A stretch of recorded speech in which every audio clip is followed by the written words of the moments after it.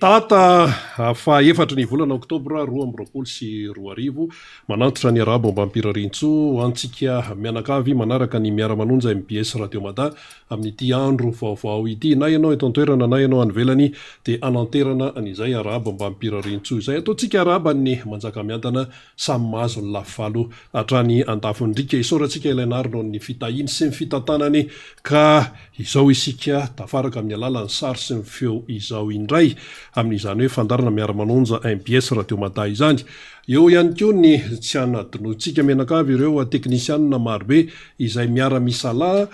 miaraka manatotosa nyity fandarana ity toy ny vary sy rano tokoa zany ka dia tsy maintsy mifameno tsy afaka anao na inona na ino tsika raha tsy eo ny teknisianina, eo ny atao amin'ny Foibe, eo ny any amin'ny Radio Mada, eo ny miparitaka amin'ny faritra maro manerana ny nosy. Ny fandehan'ny fandarantsika eto ny mahazatra ny famakafakana sy ny fandalinana aloha hevitra notsongaina tao anatin'ny maro. Io moa efa tenentsika foana hoe raha ny loha hevitra izay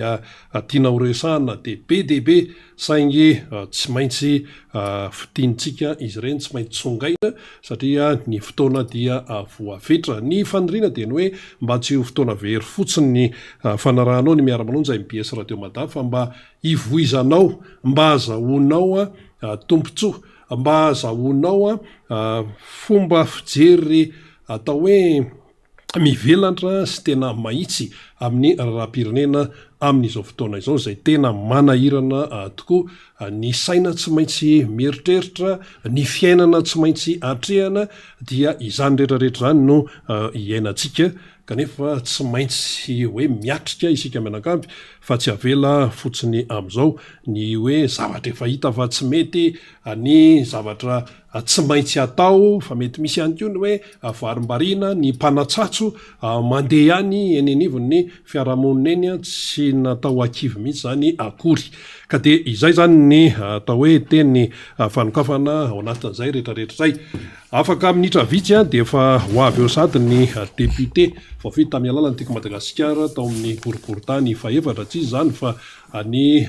député ny kolonely Rambo zany izay diso fatatsika marina fa miboriboritany fahaefatra no nalany azy fa mitondra ny atao hoe anarany hoe député any Madagasikara izany solombavambahoaka izany ka dia manana ny ambarana eo izy rehefa avy eo miaraka amin'ny namana Faniry Razafy Manantany izay efa eto akaikiko eto ihany koa faly miaraba ny Faniry. Akoatran'izay ihany koa nefa dia misy ny vahiny avy any amin'ny faritra izay miakatsehatra eto tsy hoe vo izao izy akory no hiakatra eto fa efa paketo ihany tanora izany vahiny izany ary dia manana ny fomba fijeriny sy izay lafikevitra hoentiny eto amin'ny fandarana izay namana izay. Faly miaraba amin'ny Faniry Razafy Manantany ary. Dia misaotra rena miaraba ny teknisiantsika izay mampita ny sary sy ny feo ny namana eny amin'ny Radio Mada satria ny miara-manonja antsika moa zany dia ny fiarahan'ny MBS sy Radio Mada mampita ity fandarantsika ity ary ny fisin'ireo mpandray anjara marobe miaraka amin'ny mpanentana, mpanao gazety, ny solombavambahoaka sy ireo vahiny ho isika izay miara-manentana ary miara-manonja ao anatin'izao fandarantsika izao. Misaotra antsika izay mandefa ny hafatra marobe hiezaka maka rehefa avy eo ny amin'ireo faneho-kevitra samihafa avy any amintsika zany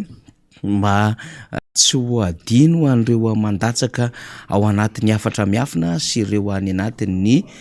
pejy ny MBS zany. Ny miantso mivatana amikoa ianareo dia marobe ireny rehetra reny dia ho an'ny fitiavana ny firenena avokoa satria mandany crédit isika ary mandany vola mikarena ihany koa ahafahana mahazo ny fandarana indrindra ireo namana lavitra ny Madagasikara any ampitan-dranomasina any kanefa dia miezaka isan'andro mandray izany fandarantsika izany dia hanovana kokoa na ny mpiainontsika any Maorisy any na any amin'ireo firenena arabo izay miasa zay manao an'ireo asa samy hafa ahafahana mikaroka mitady vola zany, na io any Bahreïn na ny Arabie Saoudite na ny Liban na any Dubai any, any Abu Dhabi any, marobe reo malagasy miparitaka zany, Koweït misy malagasy koa any, de anaovana araba atsika rehetrarehetra izany, ny any Canada, ny any San Francisco any, ny any Amerika any, lavitra de lavitra na ny ora aza dia misy fifanalavirana mihitsy no any aty Madagasikara, de anaovana araba atsika menakavy, indrindra moa ny ao Eropa, rehefa miresaka Eropa isika dia Frantsa lolarina am'izany ho an'ireo mpanaraka atsika, ny any Suisse any, indrindrandrindra eo amin'ny frontière amin'ny Frantsa sy Suisse eo de misy tena mpanaraka atsika mihitsy mahafantatra tsara izy de anaovana kokoa atsika rehetra zany, ny aty Allemagne aty, ny any Belzika, reo toerany maro samy hafa ahafahantsika mandray zany fandarana zany, de voaray daholo ny hafatra ny tolo-kevitra zay avy any amintsika zany. Eto Madagasikara moa zany amin'ny tendrony avaratra dia mipaka aty Atsimonosy, ny any Atsinanana makaty Andrefana sy ny eto ampovoantany zay mandray ity fandarana ity, de kokoa atsika jiaby zay tsy mafoy izany fandarana zany, ary manovo fahalalana, manovo vaovao, ary miara-manadiady, miara-mandalina aminay, de misaotra atsika menakavy, ary zay no antom-pisindra amin'ny fandarana zany, ary ny MBS tompoko de efa teo foana ary teo, ary zay ihany koa anisan'ny tanjaka lehibe satria matoa tonga tany am'le vato roa tapitrisa mahery azo ny filoha Marc Ravalomanana tany fifidianana 724 teo, dia tanjaka lehibe noho ny fananana atsika vahoaka zay mahatoky ny Antokotima sy mahatoky ny filoha Marc Ravalomanana, indrindra ihany koa ny haino ireo toromarika sy fanazavana ary fanangonam-baovao sy fizaram-baovao nataon'ny MBS télé sy MBS radio, ary mbola miasa ho atsika zany satria manodidina ny distrika 420 na 520 any manerina Madagasikara de mandray izany MBS izany, mbola mandray isika ary miezaka fampizarany vaovao. Zay ty tsika tenena ny amin'ny hoe miasa mafy ity onjam-peo sy fahita lavitra ity, ary manana fomba andraisana izany fandarana zany tsika, ao ohatra ny hoe après-midi iny, akoatra ny tia mivatana amin'ny radio ity, de ny après-midi ano any amin'ny telo antsika de manaraka zany amin'ny alalan'ny radio, de ao arinany ny amin'ny fitorala ihany koa de manaraka ihany koa amin'ny radio ho an'ny manodidina Antananarivo zay resako zay, de ny maraina iny manomboka amin'ny orana amin'ny ora sy fefaniny ihany koa de manao famerenana ihany koa ny radio MBS zany. Zany hoe misy lera marobe isafidianantsika zany ny fahenona an'izao fantarana zao, raha ohatra ka teritery amin'ny asa isika ka tsy afaka manaraka amin'ny vatana. Ny amin'ny fahita lavitra koatra mifandraisantsika amin'ny vatana dia ny après-midi amin'ny 4 iny koa de manao famerenana ny fahita lavitra MBS, de alindalina any amin'ny 10 any koa manao famerenana ny fahita lavitra MBS, dia ny maraina mazava ho azy zany. Ka amma hoe manao ny couverture nationale atsika arak'ireo teboka rantsana sy ireo sampana zany zay mampifandray antsika ny faritra rehetrarehetra any, dia misy ihany koa ny fomba andraisantsika zany, dia ny tambajotra sosialy. Ny atao hoe tambajotra sosialy dia ao anatin'izany ny Facebook, ao anatin'izany ny YouTube, farambola tambajotra sosialy, misy ny TikTok, ny Instagram, misy ny Twitter, misy ny WhatsApp, be da be fa ny fomba azotsika azy aloha zany dia amin'ny alalan'ny YouTube sy ny Facebook. Isaorana isika zay manjifa ity fandarana ity. Nambarany rina teo talata moa ny andro fa 4 ny volana Oktobra 2024, zany hoe hanitsaka volana 2 mahery kely zany tsika, de andao ny taona 2024 de miazakazaka tokoa ny fotoana, de hanitsaka ny taona 2024 isika, dia izany tsy maintsy fampiresantsika ny zava-misy iaina amin'ny firenena mba ahafahantsika zany miomana tenjao, satria petsaka ny zavatra tsy maintsy ho lalovana ary lalova amin'ny firenena amin'izao fotoana zao.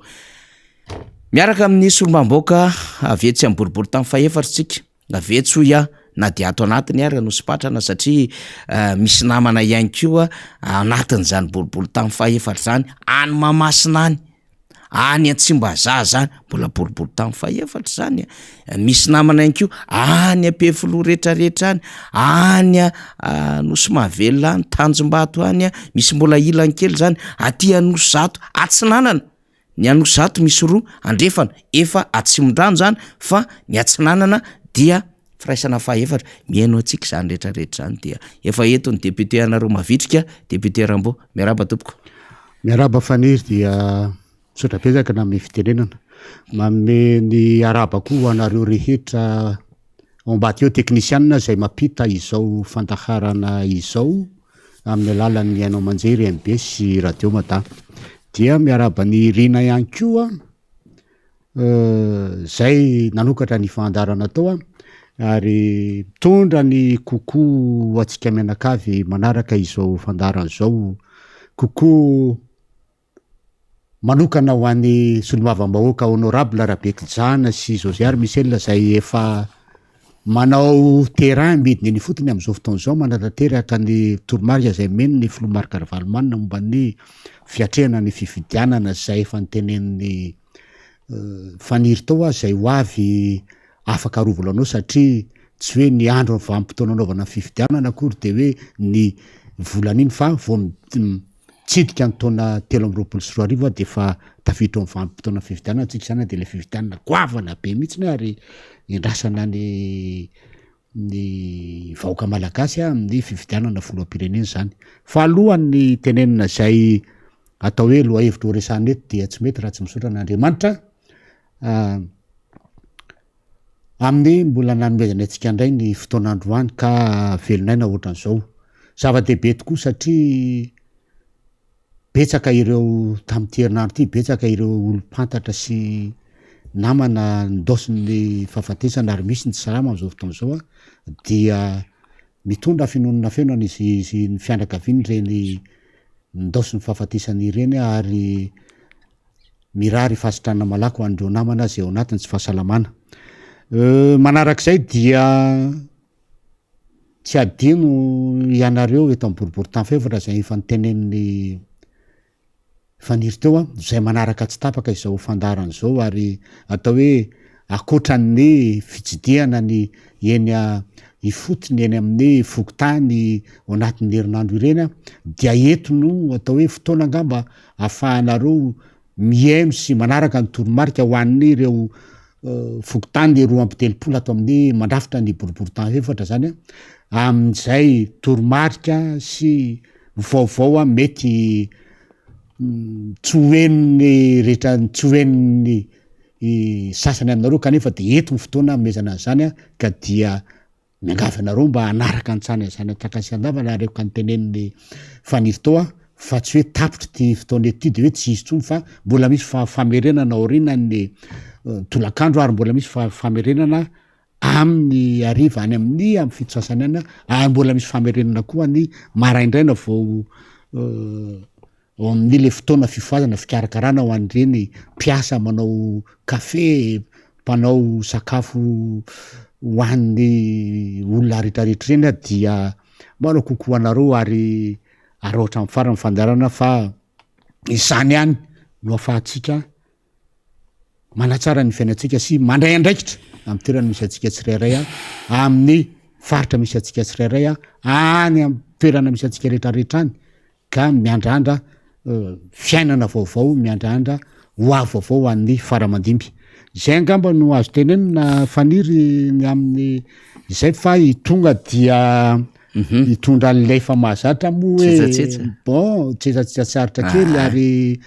nanaovantsika azy moa de amin'ny resaka fahasalamana zay any satria ny fahasalamana ny zava-dehibe ary raha ohatra ianao ka tsy salama dia tsy afaka anao an'izany asa fampandrosoana sy asa fivelomana izany ny covid moa de fe raha malala fa iny zany no zava-misy tamin'ny herinandro moa zany de raha nisy de teo amin'ny hoe 9 taona ny zavadranitsanga zay moa zany navoaka ny mpitondra fanjakana ao amin'ny ministera miahy ny resaka fahasalamana hoe zay no isa tamin'ny fitsitrenana tao zany kanefa raha fahitana ny zava-misy am'izao fotoana zao de betsaka ihany ireo fitsangan-javatra gripagripa miseho afahafa fiseho afahafa fietsika afahafa fietraikany amin'ny vahoaka ka mampitandrina ihany satria raha androany maraina atao amin'ny fivavahana maraina zao dia ny mpitondra fiangonana ny mopera mihitsy no teny hoe mila mitandrina tsika ary neo amin'ny fiangonana io de mbola mametraka foana io tsy maintsy apetraka ny arovava ny kasibosy zany no am-piangonana na de efa mitandrina tsara hoe eo amin'ny ray metatra zany elanelany io tsy maintsy apetraka satria mbola tsy milamina zany ny resaka ara-pahasalamana iny momban'io satria betsaka ny zavatra amin'ny fisahoana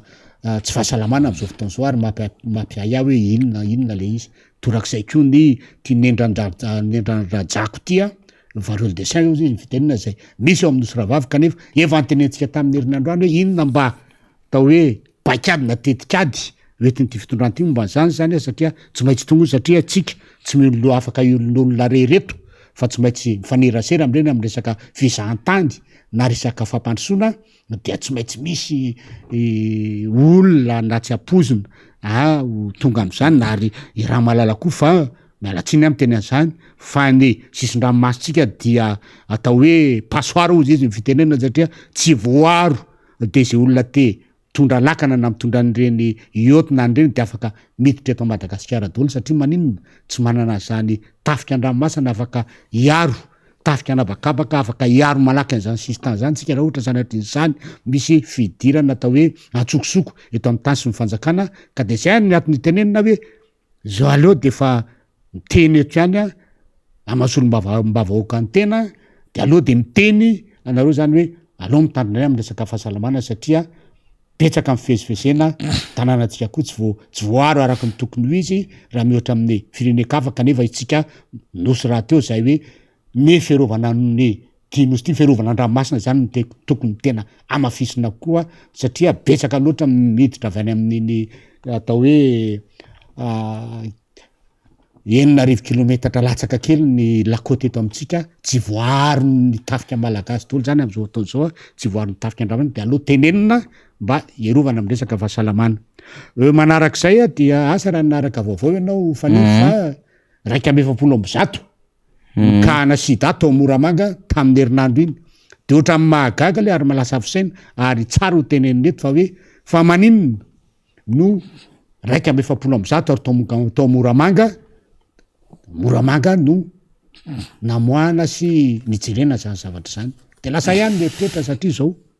ao Moramanga ny atao hoe fionan'ny lalana avy any Tomasina raha ho any Ambatondrazaka raha ho any akatra ty Antananarivo na ho any Nosy-Beanala zany hoe raha mandeha amindreo lalam-pirenena faharoa sy 720 sy makany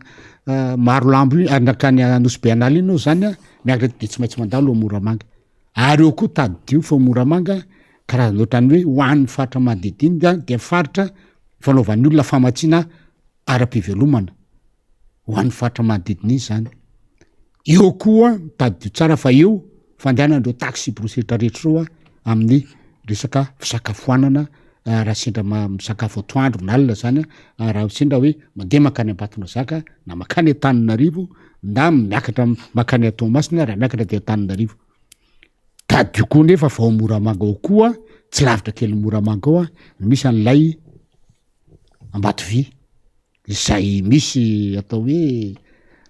piasa vahiny maromaro avy any ivelany any tonga eto ary tonga de mahitsy be hoe piasa célibataire tiako tenenina am'zany de zao ny sida ny dia arety mifindra izy io ary aretina azo amin'ny firaisan'ara-nofo sy azo avy amin'ny fifindran'ny ra zany hoe olona anankiray tondra tsy mikaretina sida zany ka misy raha mitete makany amin'ny sakafo na makany amin'ny vava ny eny amin'ny tanana de atafiditra any amin'ny vava de mifindra ny sida de io sida io rehefa tonga am'lay olona dia efa misy ny fitsaboana dia mifindra am'lay raha vehivavy de mifindra am'lay zaza ao am-boka zany hoe tiako tenenina zany de zao tokony tandrina mafy de mafy itsika satria sida dia aretina manaranaka sy mora mifindra ary tsy apozina akory satria raha ohatra any am'ireny restaurant any am'ireny hôtely sanatr'izany misy akizy misaka miasa ao zany a kamaratra de manasa an'ireny vilia ireny a na miservira olona dia misy voatetina ny raha kely fotsiny le zavatra tsy voadio tsara de makany amy sakafon'le olona dia efa tonga zay zavatra zay tonga any ambava dia rasanatrizany ko le olona amy sakafo an'le izy misy antony atao hoe carie-dentaire marary nify dia efa mifindra le atsimokaretina zany ka mila famailona mihitsiny zany am'zany zavatra zany satria aretina mifindra ho io karaha misy anakiray voa de mitarika ary aloha zava nyresaka fa nyresaka sida zany a de tonga de zanaka anabavina kansera zany tonga de efa mihinana tsikelikely mbola tsy nahitana fanevitra am'zao fotoana zao mbola mitady fanevitra no manapaingana ny ampitan-dranomasina any fa dia izy fotsiny de azo tsabona de nefa dia ao aminao a iainanao any sidatra zay a milo fantatry ny olona zany rehetrarehetra zany ho an'izay tsy maintsy mifanerasera amin'ny olona ao amy toeranao a ho an'ny mponinao a ho an'ny ny olona misakafo ao sy ny rehetrarehetra dia tsara ho fantatra zavatra zany hoe misy kana sankarantiaina kana sida tranga tao moramanga mba mira iomana andrehetrrehetra sy andraisan'ny tompona ndraiky dara-pahasalamana indrindrindrindra zany a ao amin'io faritro a ny inona no tokony atao mba erovana am'zany a ho an'zay olona rehetrarehetra mety tsy anapoa sy mba erovana nitsy ianaky zany zavatra zany a na amresaka sakafo na amresaka fitondratena tsy motina na amresaka ara-pahasalamana sy ny ara-piaramonina zany de fa mba miteny zany eto masolom-bava-bahoaka ny tena ho anareo tompona ndraiky to moramanga na amin'ny resaka fahasalamana zany resaka fiarahamonina de fa mba hijery hoe inona ny fepetra tokony raisina eo amin'ny fisehoany zany zavatra zany mba tsy hianaka izany zavatra zany ka tonga koa manaraka dia efa hoe zao ndray nisan'ny olona mitondra ny tsimokaretino zay angamba no azy tenena tsotsotra momban'iny fanira fa dia eto am'izay je tokony azo resahana amin'ny zao andro talata maray zao eny ary ino moa le hoe tsetsatsetsatsyaritra kanefa zava-dehibe arak'izay tandrifiny rehetra mahazo azy de navela mihitsy iresaka am'izay za rehefa mahazo zany ny antony de hoe ny aino manjery tahaka izao dia natao de rehefa misy ny anjara tandrify azo ifampizarana de mizara isika zany fa tsy hoe hamokatra fandaharantsika de tatasika de hoatahoata de amelively aveto de hiteny foana ny amin'ny hoe reto ndray ny tolo-kevitra reto ny zao sinsisy ilainy zany fa tokony hifanaraka sy atao vaindondra ray ihany ko ny fifanentanana zany a de anisany andraikitry ny antoko politika fanambarantsika foana ao anatin'ny hoe fifanentanana fampahafantaran-javatra ary fitazaina ny olom-pirenena mba ahalalan'izay tokony ho atao sy tokony alehany ary mahafantatra ihany ko ny vokatra zay atao sy alehan'izay zany ny adevitra moa zany depute Rambo zany a de fa saika fantatry ny rehetra nomaly ndray moa zany de ny miaminy na oraka isika teto de namoaka mihitsy a ny oronam-peo miampy oronan-tsary ny kabarina tao ny filohan'ny repoblika tany Toamasina tany ka izy ty rehefa tena navoaka atsika le satria tratratsika le kabarina tamin'ny sabotsy dia naveritsika ny kabarina tamin'ny taona 2024 hoe tena mitovy amin'ny anitazo itsiny zany ny fafetana ny miami zay hoeritreretiny ao Toamasina ary tena nikabariny tamin'ny voaka ny Toamasina fa telo taona mahery tatioariny zany hoe efatra taona latsaka kely na efa andeniny efatra taona mihitsy am'izay hoe fitantanany firenena izay dia tsy zay ny nambarany fa ny amin'ny hoe tsy mitovy amin'ny any États-Unis fa ao ny diso fevitra am'zany fa tena miami amin'ny fomba malagasy zany hoe tena tsy salasalana zany no miteniny amin'ny hoe izy filoham-pirenena ihany no manohitra ny zavatra nambarana de eo tsika te hiteny ny amin'ny hoe rehefa be loatra ny langa ihany koa ndraindray dia manahirana no mitadidiny hoe efa nambarako ny ohatr' zao sa mitovitovy an'izao no nambarako sa sao de tsy izany no nambarako fa tsy ampy fitadiana zany filoam-pirenena manoloana ny zavatra nytenenina tamin'ny fampielezan-kevitra fa nambarany fotsiny ihany reny rehetrarehetra eny fa tsy misy fandiniana melo zay zany zavatra voapirofo am'izao fotoana zao de miverintsika député Rambo am'izany abdevitra zany satria isika teto amin'ny MBS miara-manonja radio Madamo nanapoka niny adevitra Miami zay nambarany filohan'ny repoblika tamin'ny Zabosy tany Tomasina iny ka azo lazaina zany fa hoe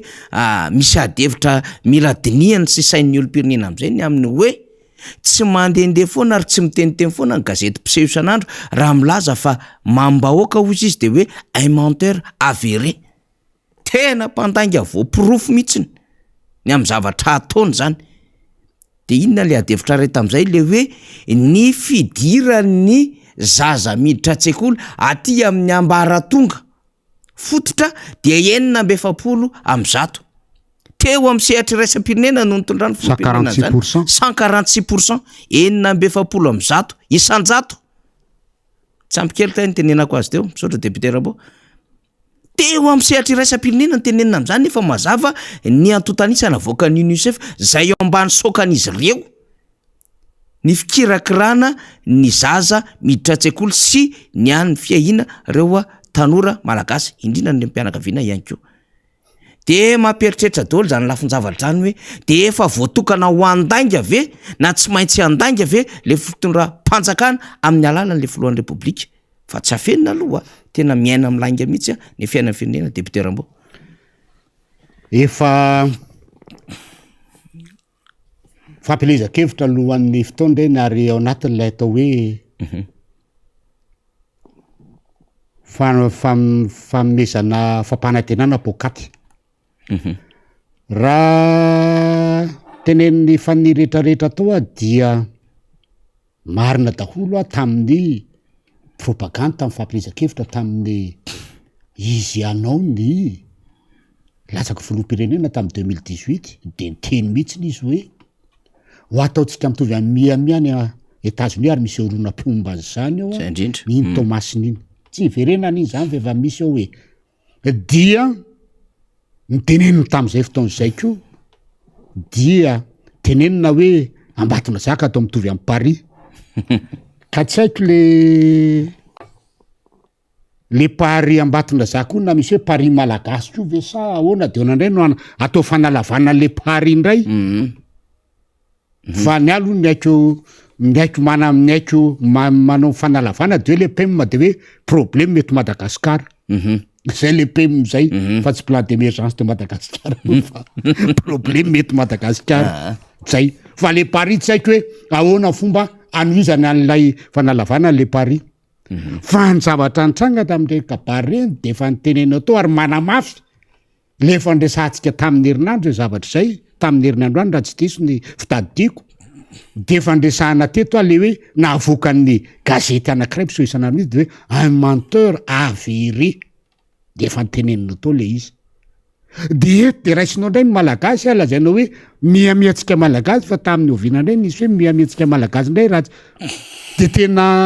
io zany de mihevitra an'ilay malagasy mihitsy ny ilay filoham-pirenena ary zay zay angamba ny tena fahaizany hoe reto malagasy reto azoko veriverezina amin'ny resaka balaoasy ohatra zao fotony dia mino azy satria lay malagasy am'izao fotoana zao de efa fantany fahoriana fantatry ny fahantrany ary zay le fahoriana sy fahantrany sy anoanana be vata zay satria ny hoanina androany tadiavina pitso dia verivereziny am'izany ny malagasy satria hoe rehefa nondro tsy afaka iaino tsara ifantoka am'izay zavatra fa dia zay teneniko eto ka amiko zany faniry de mame petraka amin'ny fanontaniana ho an'ny rehetrarehetra hoe tena mba ao amin'ny detavy le lay filoham-pirenena sa ahoana tena mba apetraka amin'ny fanontaniana sa apetraka amin'ireo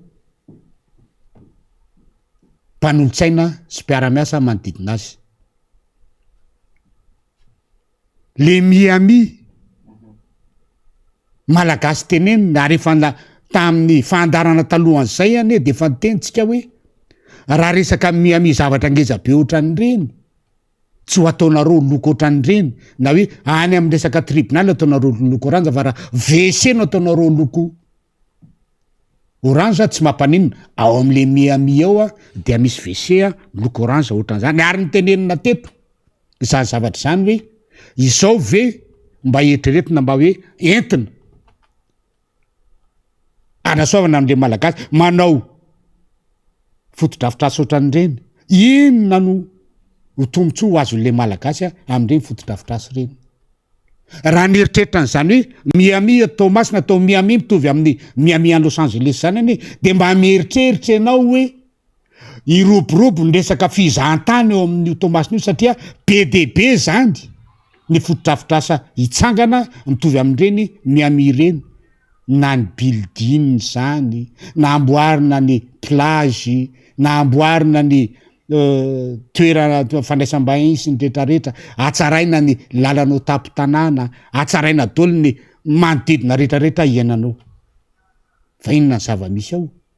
iny plage iny fotsiny no namboarina dia atao hoe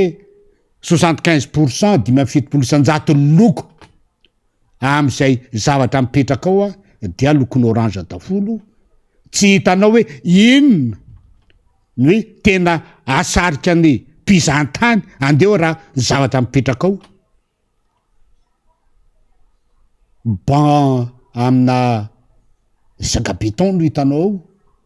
ao dia filalovan'ny ankizy be deaibe no hitanao ao fa tsy tena lay miaraky ny teneniny tary aloha hoe tany a 2018 tamin'ny fampelezan-kevitra ho filoham-pirenena de hoe ataotsika tovy amin'ny any Tomasina ilay toe amin'ny any Miami any États-Unis ilay Tomasina mba atonga ny mpizahantany ho avy aty ka apiditra vola vahiny betsaka eto Madagasikara satria nieritrertina tam'izany de hoe ho avy eo reny samy mpitondra mpizahantany reny dia mipetraka ao de mitondra vola vahiny de mampiditra vola ho an'ny ao a faritry atsinanana dia mizotra tsara ny fizahantany fa mipetraka ny fanontaniana am'izao hoe tena mba homy de tamarina ve ilay filoham-pirenena fahitanandreny de manao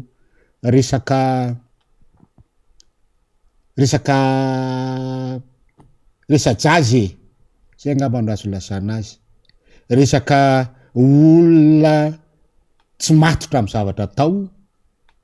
ary resaka olona mpitondra manana atao hoe mode de gouvernance hitondrana ny firenena ohatran'ny fitondrana hélicoptera fitondrana hélicoptera zany matsy dia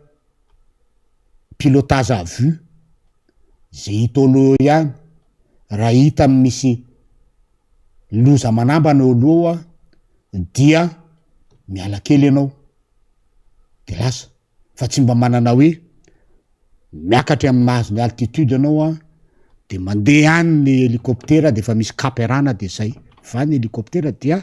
alaky le fitenenina hoe pilotage à vue io ka io zany no mipetraka amin'ny fanontaniana hoe olona ohatran'izany ve de azo ametrahana fahatokisana amin'ny fitantanana ny rarasy ny firenena olona mora mivadika amin'ny teny nomeny satria miami États-Unis ny resaka de lasa miami malagasy no efarany de nalavalavaina de navalavaina ohatrany dia entina ka ny fon'le malagasy hoe tsika mirahina sy mifankaty satria fantany fa evandoalika ny rambary am'izao fotoan'izao amy zavatra rehetrarehetra mitranga eo amin'ny fahasarotan'ny fiainany malagasy grevy aroa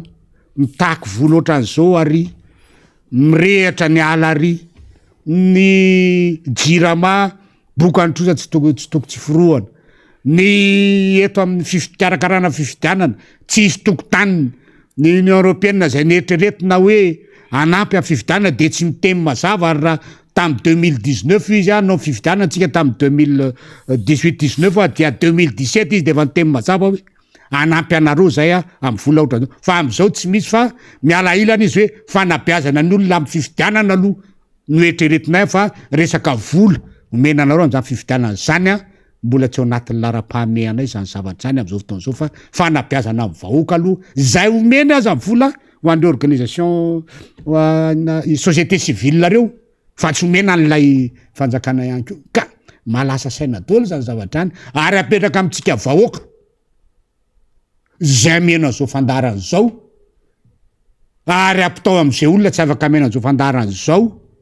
na mpikambana ato amin'ny atokotiako Madagasikara izy na mpanaraka ny atokotiako Madagasikara izy apitao fa hoe ny olona ohatran'izany zany ve ny olona mbola ametrahana fatokisana zay nanomboka vao tonga tao amin'ny fitondrana dia tsy mitsahatra manao propagandy am'izao fotoan'izao satria maninona tsy manana ny tanjantsony lay mpitondra am'izao fotoan'izao sy ny plateforme miaraka aminy satria matsapa fa voalohany reny loha de isandreny doublon reny nazahoana lay fanjakana teo lay fandresena teo zany manarak'izay dia ny zavatra nytenenina rehetra ka nambabona amin'ny fonony olona mpividy tam'izany 5% ngamba ny tanteraka raha misy fa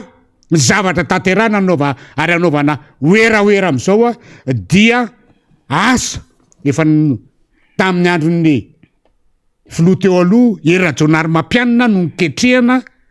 nikekika an'izany dia toizina am'izao ary nisy azy efa tamin'ny andro filoha Marc-Ravalomanina fa nizany fanokana-panjakana moa dia tsy men'ny Union Européenne tsy men'ny partenaire financier technique atsika dia tamin'ny andron'ny filoha Erajonary Mampianina zay filoha voafidy ara-démocratique dia ndreo lansena dia tam'izay nisy ny continuité de l'État dia am'izao fotoan'izao no ity anaovan'ity fitondrana ity fidetahana am'izao fotoan'izao fitokanana gauche fitondrana droite kanefa teo aloha ihany mikarakaran'izany dia novanana ny lokony am'izao dia atao fidetahana hoe zay nanao an'io satria le loko le mangamanga nataon'ny Erajonary Mampianina novana orange dia hoe zay nanao an'io ka zay mipetraka zany ny fanontaniana ho an'ny olona rehetra ary mila tenenina ao amin'ny olona zany hoe ny olona tsy matotra ny olona mivadibadela ny olona matao hoe mandaha zay tenenina dia mamatika an'izany ho zavatra hafa ny olona mitondra fahoriana sy fahasairanana goavana zay tsy nisy tato anatin'ny 10 taona ka misy am'izao fitondrana zao ary mpitondra izay mandany sonisy soniany tsy andratanteraka ny zavatra nataony soni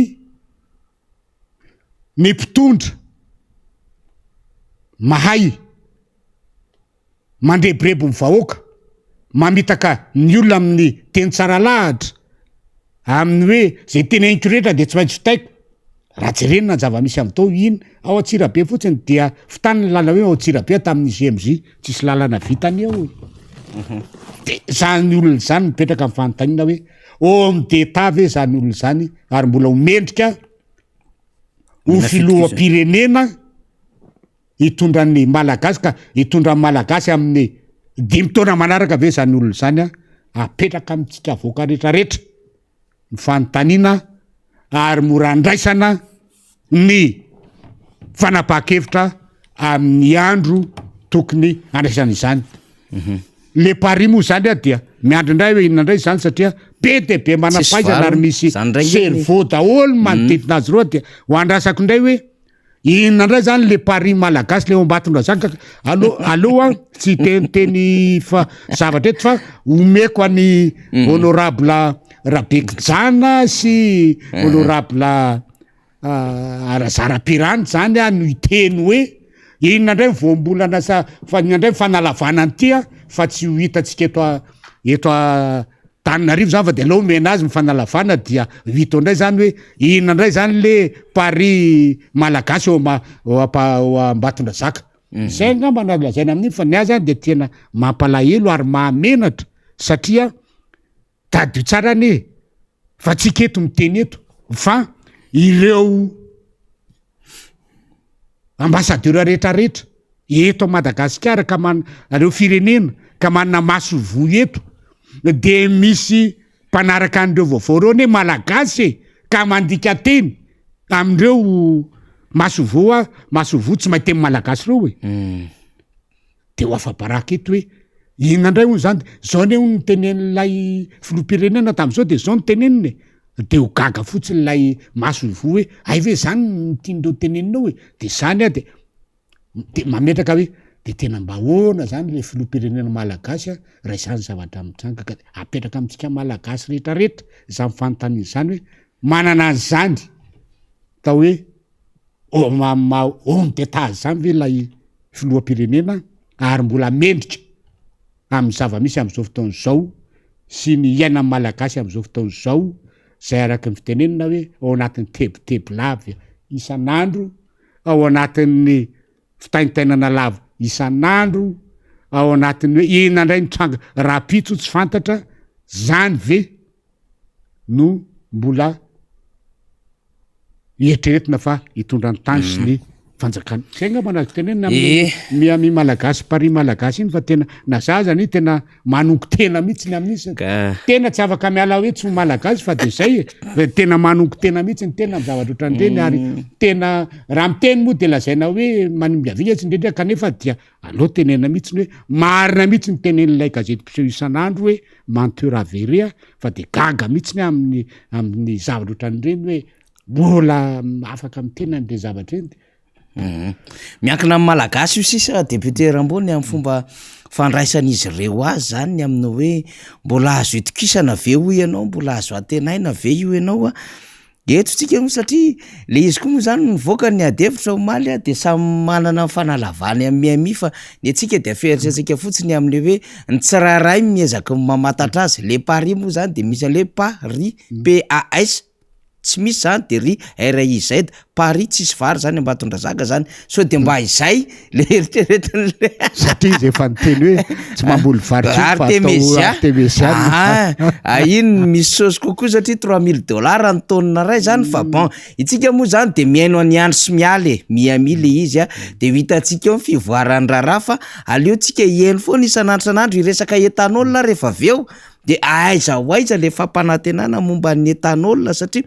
lasa voatery miadevitra zavatra maro isika député Rambo satria misy fahamailona be da be zany am'le zavatra ambaran'le filoham-pirenena lasa tsy menatra tsony izy mitondra ny adevitry ny lainga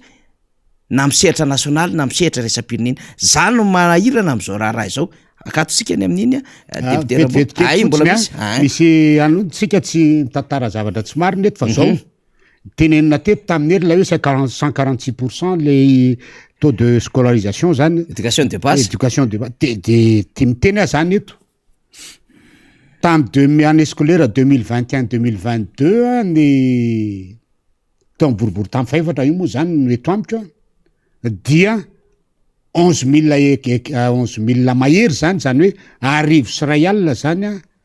ny tapisoratan'ny mpianatra ny samy mpianatra zany nanomboka tao amin'ny tamin'ny EPP 4 atao boribory tamin'ny faefatra hatrany amin'ny classe de CT manataona tsaiky taona fahinana angamba zany na fafiry dia tamin'ity zany ary official ty dia 9937 zany hoe ny ena eo amin'ny 1100 ao zany ny ankizy mianatra am'izao fotoana zao de mety tena angamba ny zareo amin'ny ministera ny fampianarana sy indretrehtra hoe any eo aminareo zany no ny ena fa ny aty amin'ny olona misonitra de izy hoe eo amin'ny boribory tamin'ny faefatra de mitovy amin'ny rehetrarehetra tsy no hoe akory no ao anatin'ny fahasahiranana fa rehefa mikisa kely fotsiny eo atsimon-drano de mba anontany hoe firy ny ankizy tsy niditra sekoly kanefa nianatra tamin'ny taona lasa na neny avaradrano nao amin'ny boriboritany voalohany dikan'izany de mbola tafidro anatin'le hoe menteura avéré foana lay mpitondra satria zany ny chiffre official navokany tao amin'ny ny momba ny resaka fampianarana zany ka zay no tiako hoe amafisina am'izay zavatra hoe manampy an'le resaka miami Tomasina tao ary ametrahana hoe tena mbola manana zany hoe tena hoe mametraka mivantana hoe eo amin'ny tamarina va ilay filohan'ny firenena malagasy am'izao fotoana zao. Io moa zany tena mila misaina lalitsika satria misy fomba fitenenana zay ozy izy hoe le populisme appauvrit le peuple. Zay le izy, le populisme appauvrit le peuple. Mampahantra vahoaka zany ny fisehosehoana sy ny fitiavana an'izay hoe ho tia vahoaka zay. De lasa miteniteny foana sady mitantara lainga zany no manao fampanantenana zay tsy tanteraka. Mbola karoantsika ny lalàna promesse non tenue. Grave be zao situation iainantsika zao. Grave be zao situation iainantsika zao. Hoe misy zavatra nampanantenaina nefa tsy tanteraka. Nefa mbola miverina mampanantena zavatra hafa indray lay mpitondra fanjakana ankehitriny. Ny eo tsy vita, ny eo asosika ihany. De satria moa le vahoaka malagasy député Rambo efa tratran'le tena hoe angamba heverin'izy ireo fanabadona, fanajambana, fanadroadrona de tsy afaka andinika sy saina intsony satria efa reraky ny fiainana. Fa sofa misy atsika eto mame hery ny vahoaka malagasy de hitantsika eo ny fivoarana satria isika de mezaky ny manazava foana isan'andro fa telo zany tratra tao anatin'ny miami le tena foto-kevitra sy le fisaina ny lay mpitondra fanjakana zany kay tsy le zavatra nampanantenaina no atao fa hoe le teninao tenin'ny président Monjaronde zay vereverezindrozy eo foana tsika zany fa tsy zavatra mandeha am'izay loana izy iverina aminadevitra hafa tsika député Rambo Salama nampanantena ihany koa na nefa izy mba hanao zavatra tao anatin'le crise 2019 de nisy aminay covid-19 ny tiako tenenina de misy an'ilay fananganana orinasa fary malagasy de natsangana le fary malagasy nivoaka indray taty aoriany ny adevitra indray mikasika an'ity orinasa fary malagasy ity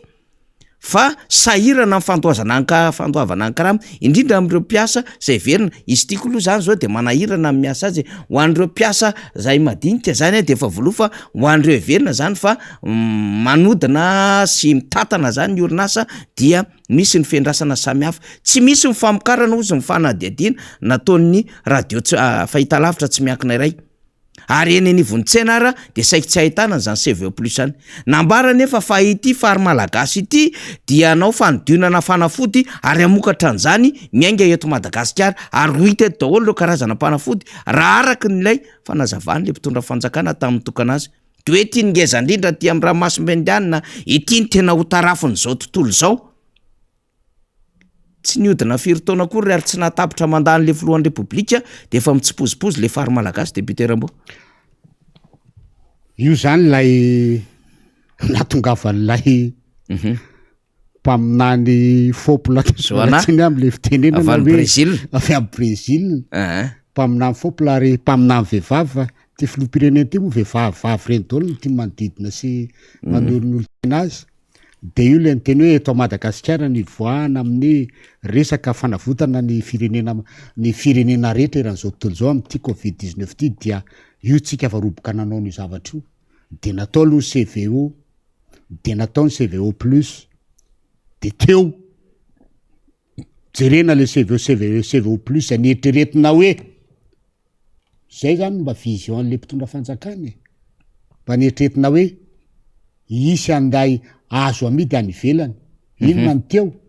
zay mpitondra fanjakana nandefa roplanina teto tsisy miverina nariazy avy any sasany aza narina tany amin'ny sordira ary navoaka tamin'ny gazety afrikana mpivoaka tany ary navoaka ny gazety avy any amin'ny Europeanina ny hitany rehetrarehetra io zavatra io ane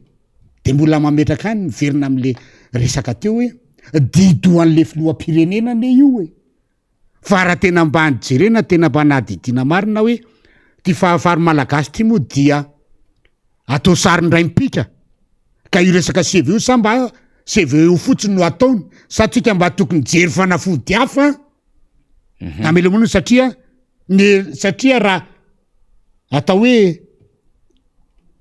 ny antony nanaovana an'io de hoe entina amongarana n'lay CVO ka rehefa voafongana le le CVO de atao inona rehefa voafongana lay covid de atao inona le CVO tsy mba netreretin'ireo zany hoe nitorangatsika mba anao fanafody hafa tam'zany tamin'ny 2020 de mba andeotsika mba hijery fanafody hafa fa izao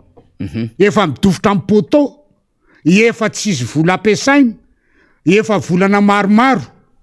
mipiasa tao tsy nandray vola efa voaka amin'ny ainao manjery ny problème zay vao hoe iara asa amin'ny indiany tsika anao fanafody ampiodina an'io fa efa mandeha zao ny resaka iara asa amin'ny pays arabo anakiraiky ngamba izay raha tsy diso momba ny fanaovana fanafody fa ampiasaitsika io ary ataotsika angeza be aty mihitsy no afahana manao an'izany efa midona am poto zay ny le resaka pilotage avio resaka fitondrany hélicoptère fitondrany ty ary didoan'lay filoham-pirenena io fa raha tena mba nieniny olona rehetrarehetra izy tahaka ny gasikara ihany koa tsy le gasikara zao rambony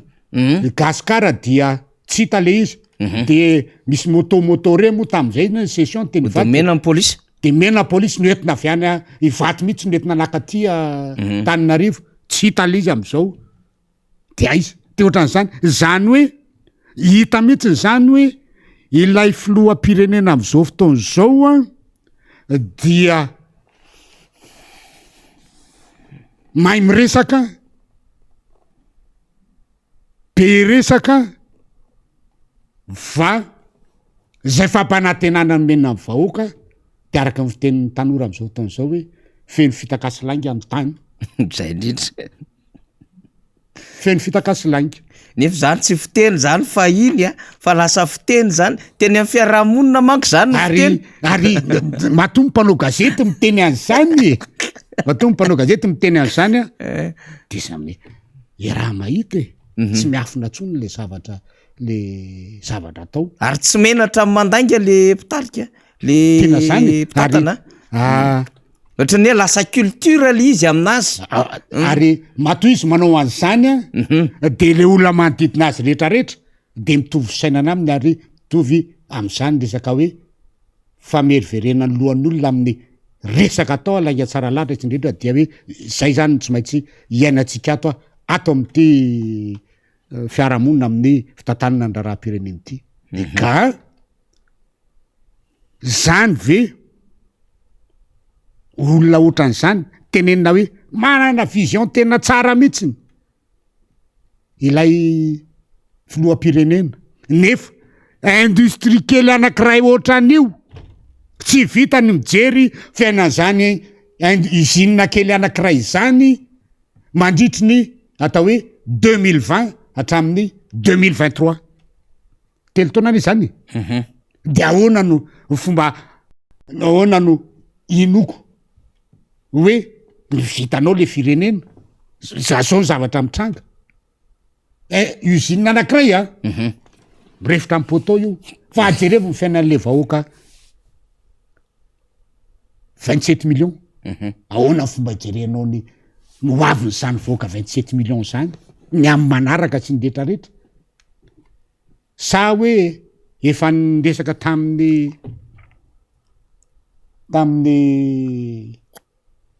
sosioniaraka tamin'ny katolika anao an'lay da hoe hôpitaly fijerena momban'ny rain tany Tomasina de le hôpitaly fanaovana ny momban'ny rain koa le tsy amin'ny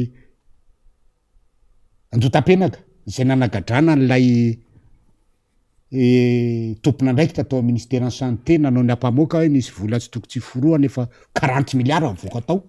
nahodina sa hoe ty miaraka amin'ny katolika am'ty zavatra ty mialatsiny dia efa eo zany nareo fa araky ny fitenenina hoe tsy atra ty amika ty zany hoe andraso Paoly zany a fa efa miaraka amy katolika de mipetraka foana zany lay fanontaniana hoe olona mijery ny fiainan'ny usine anankiray fanaovana fanafody izay natao ohatrany hoe sarindray mipika ny zavatra navokany fa tsy namoaka zavatra hafa itsony de olona ohatran'izany ve nanery mifananganana an'io fary malagasy io de olona ohatran'izany ve de mbola azo atokisana indray koa ny amy 5 taona manaraka fa hitondra ny isoa hitondra fampandrosoana ho an'ny vahoaka malagasy 27 millions hitondra soa am Madagasikara hiala am'ty faefatra alohan'ny farany amy tsy fampandrosoana ity hitondra ny malagasy hiala am'zany hoe fantrana miletika lalina de lalina sy hitondra malagasy hiala am'lay atao hoe fiainao anatin'ny kolokolo zay tena menjady amy tany sy ny firenena manay a fa tsisy atokisana zany ary tsy misy an'zany olona ka ho rebirebeny am'zany ary zay no tenenina ny malagasy eto hoe ny vahoaka eto hoe itsika zao a zany lainga rehetrarehetra zany a tena fa lainga avolenta de inona fa nolay ara-tsim-panahy raha miteny an'izany eto a tsy le hoe fanenjehana n'lay mpitondra etra fa le fanan'lay mpitondra am'izao fotaona zao mihitsiny zany a ny tena tsy ao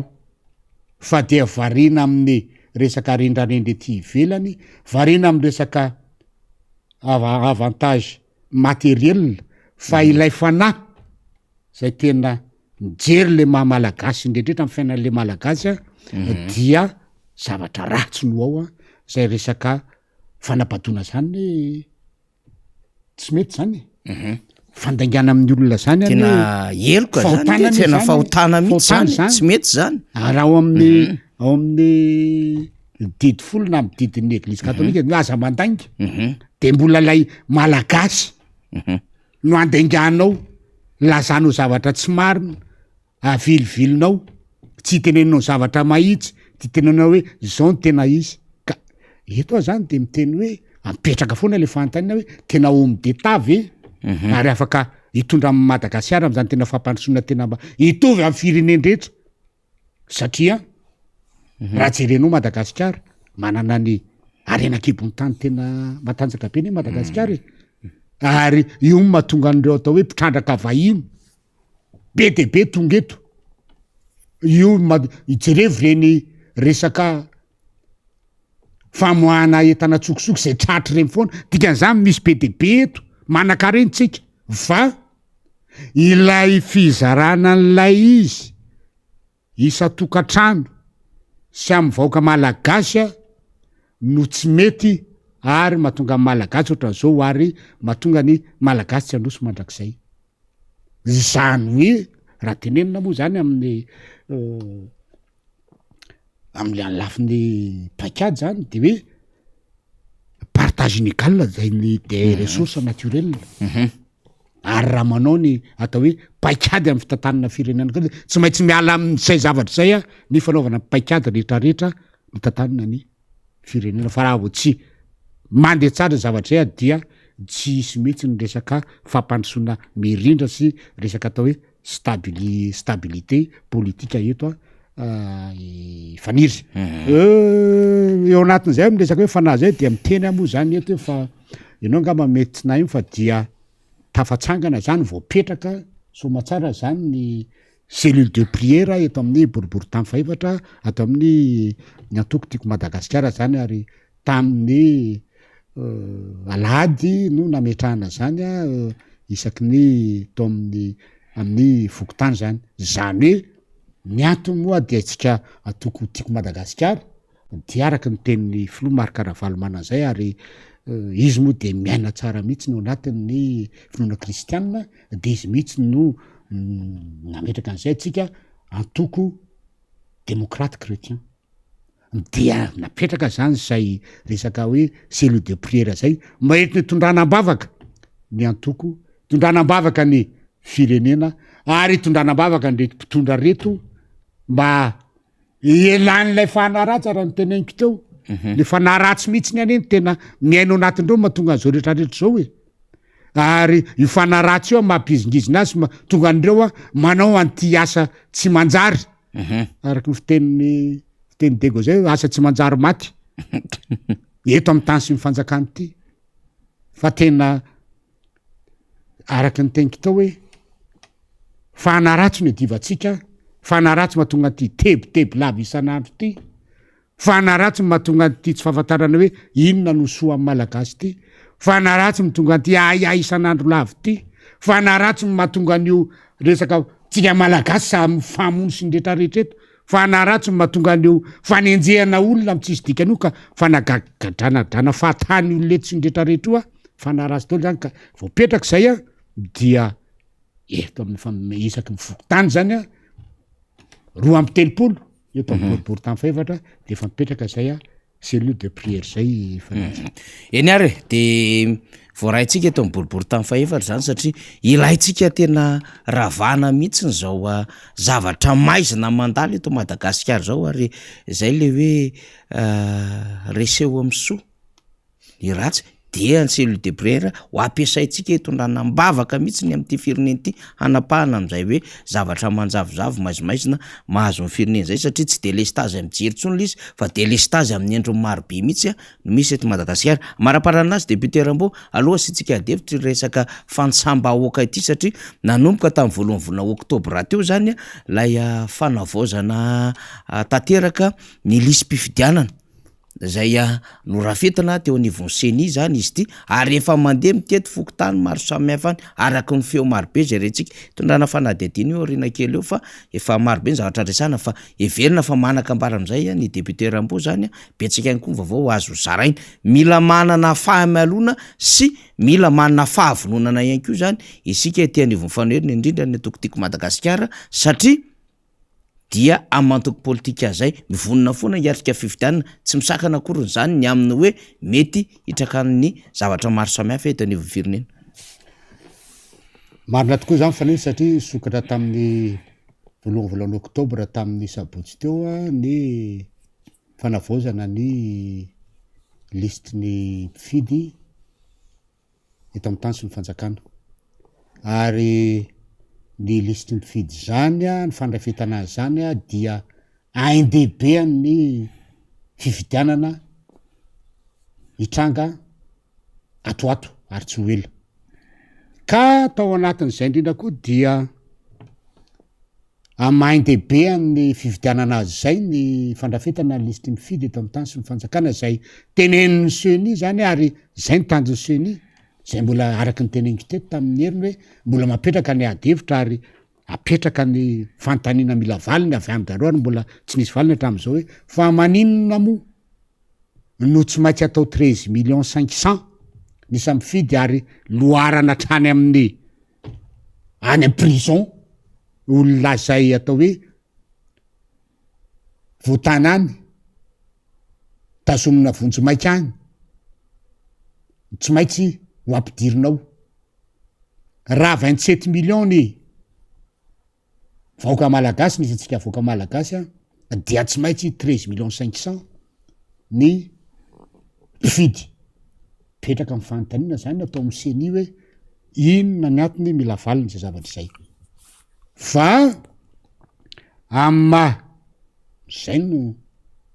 mpitondra efa manana traikefa mpitondra manana vision hitondrana tany sy ny fanjakana raha nanao an'io tamy 1er oktobra io ny seni hoe misokatra ofisialy dia nanao fanambarana ofisialy ny filoha Marc Ravalomanana zay filoha mpanorona tokotiko Madagasikara sy filohan'ny RMDM dia nanao fanambarana ofisialy hoan'ny antoko tiako Madagasikara sy ny remidemy mampanaradia hoan'ny genie hoan'ny fitondra fanjakana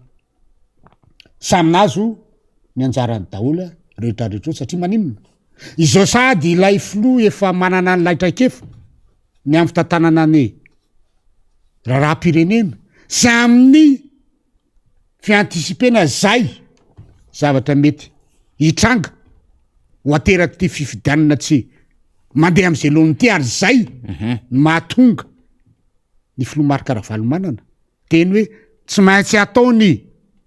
concertation nationale mba hijerena ny lalàna sy ny lalàm-pifidianana sy ny lalàna rehetra manodidina ty fifidianana ty satria efa manay izy ny amin'ny zavatra hitranga no ateraky ty fifidianana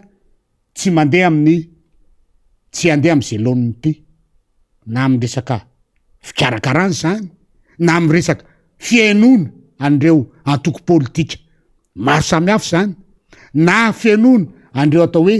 société civile sy olo be eto amin'ny tany sy ny fanjakana momba ty fifidianana 3 ty satria araky le fiteniny misy zanam-piangonana zay hoe tsy misy profo zay fa tsy tina hiverina tsony ny zavatra nitranga tamy 2018 ary misoran'Andriamanitra ianareo fa manana zany filoha Marc Ravalomanana endry zany ka nanaiky ny fanatanterahana ny didy nataony navoakany HCC nahatonga anareo amin'ny fitondrana am'izao fotoana zao na defa nandefa fitoriana maro be aza ny antoko tiako Madagasikara tam'izany fotoana zany ny candidat filoha Marc Ravalomanana tam'izany fotoana zany fa de nataonareo aminy hoe azo raisina fa tsy mitombona zay le izy kanefa tsy trivy tam'izany izy fa zay mahatonga azy am'izao fotoana zao dia efa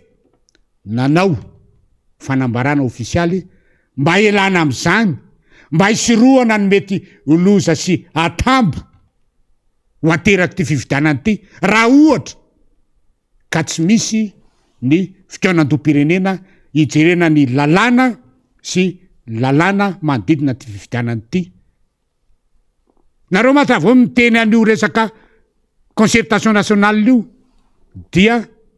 hoe fizarana seza ny fanaovana ny fanovanany lalàna sy momba ny lalàna fifidianana de tsy misy resaka mihitsiny ao hoe fizarana seza kazo asoro an-tsainareo zany fa matonareo metra zany fizarana seza de satria maninona tsy mety ny zavatra ataonareo am'izao fotoana zao ny zavatra rehetra iainanareo zay efa nytany sako tao dia menamena ary zavatra tsy misy zavatra atao hoe mba ientana vahoaka fa ny zavatra ientana vahoaka am'izao fotoana zao na sosialy na ara-ekonomika na ara-pandripahalemana na zeresany de zava-doza dafolo mamono ny vahoaka zay mahatonga anareo hoe resaka seza io lalàna manodidina fifidianana sy lalàna manodidina an'io resaka nao amin'ny fifidianana io tsy risy resaka fizarana seza ka saminazy ny anjarany dafolo zany ny tao ny selereo mo dia mazava ho azy fa ny aty amin'ny andray ny aty amin'ny tokotiko Madagasikara dia mazava ho azy fa ny afatra tao dia natsipy tany amin'ny atao hoe eny fotony eny amin'ny foktim dia ny comtim dia ny distim mba tena anara-maso ny fandrafetana ny lisy-pifidianana am'izao fotoana zao isaky ny tokantrano tena mba manaraka tsara ny lalàna ve ny zavatra tao reny ny karapanondro ny kopy ny adresy sy tena fijerena hoe reo marina le olona natsipiko io zany any amin'ny any fotony any amin'ny antoko tiako Madagasikara tokony andrikitra amin'ny tiako Madagasikara ny remidem mba hijery hoe tsy misy ve ny fandiganana na alatsaka ilay anaran'le olona fa tena io marina ny eo de tia ny taratasy ofisialy. Tena misy marina ve, tena mandeha ara-dalàna tsara ve lay fanaovana an'le jugement supplétif satria araky ny tegnitery aloha tao na ny olany amin'ny mpigadrana azy de aloharana satria hoe mbola tsy voasazy izy fa mbola MD fotsiny de mbola azo atao zany. Dikan'izany zany amiko de zao misy olona tiana hofotsiana indray am'ireny ohatrany hoe blanchiment gadra indray zany satria tadio tsara fa ianao vao mandeha vao roroy amin'ny resaka fitsarana ohatran'ireny de fa sotonany aminao karapanondro. Dia mandritra ny fitazomana anao any amponja dia karapanondronao iny any. Ohatrany hoe araky ny fiteny olona efa any amponja anao de ohatrany hoe fahafatesany ny olona maty ane tonga de efa lainy any amin'ny arrondissement any amin'ny commune ny karatra de fa tonga de fa zay de atao an'izay ve ty zavatra ty ary ny tena matsiaika am'le jugement supplétif de zao ary ny zava misy am'izao fotoana zao ary efa nisy ny antso ny namana de hoe le jugement supplétif ane ka tsy misy témoin le tiako tenena le témoin de zao raha olona atao hoe eo amin'ny 50 taona no anaovana acte de naissance sy anaovana karapanondro de ampidirana am'le spifidianana le vavolombelona tokony trango ane fanilo de zao olona mihoatra ny 50 taona fa tsy ny zanany satria le zanany io tsy mahafantatra marina hoe iza marina moa le dadana io fa le olona 50 taona mitovy aminy na le olona efa lehibe noho izy mite marina hoe tena dady tozefa mariny ty na toto perety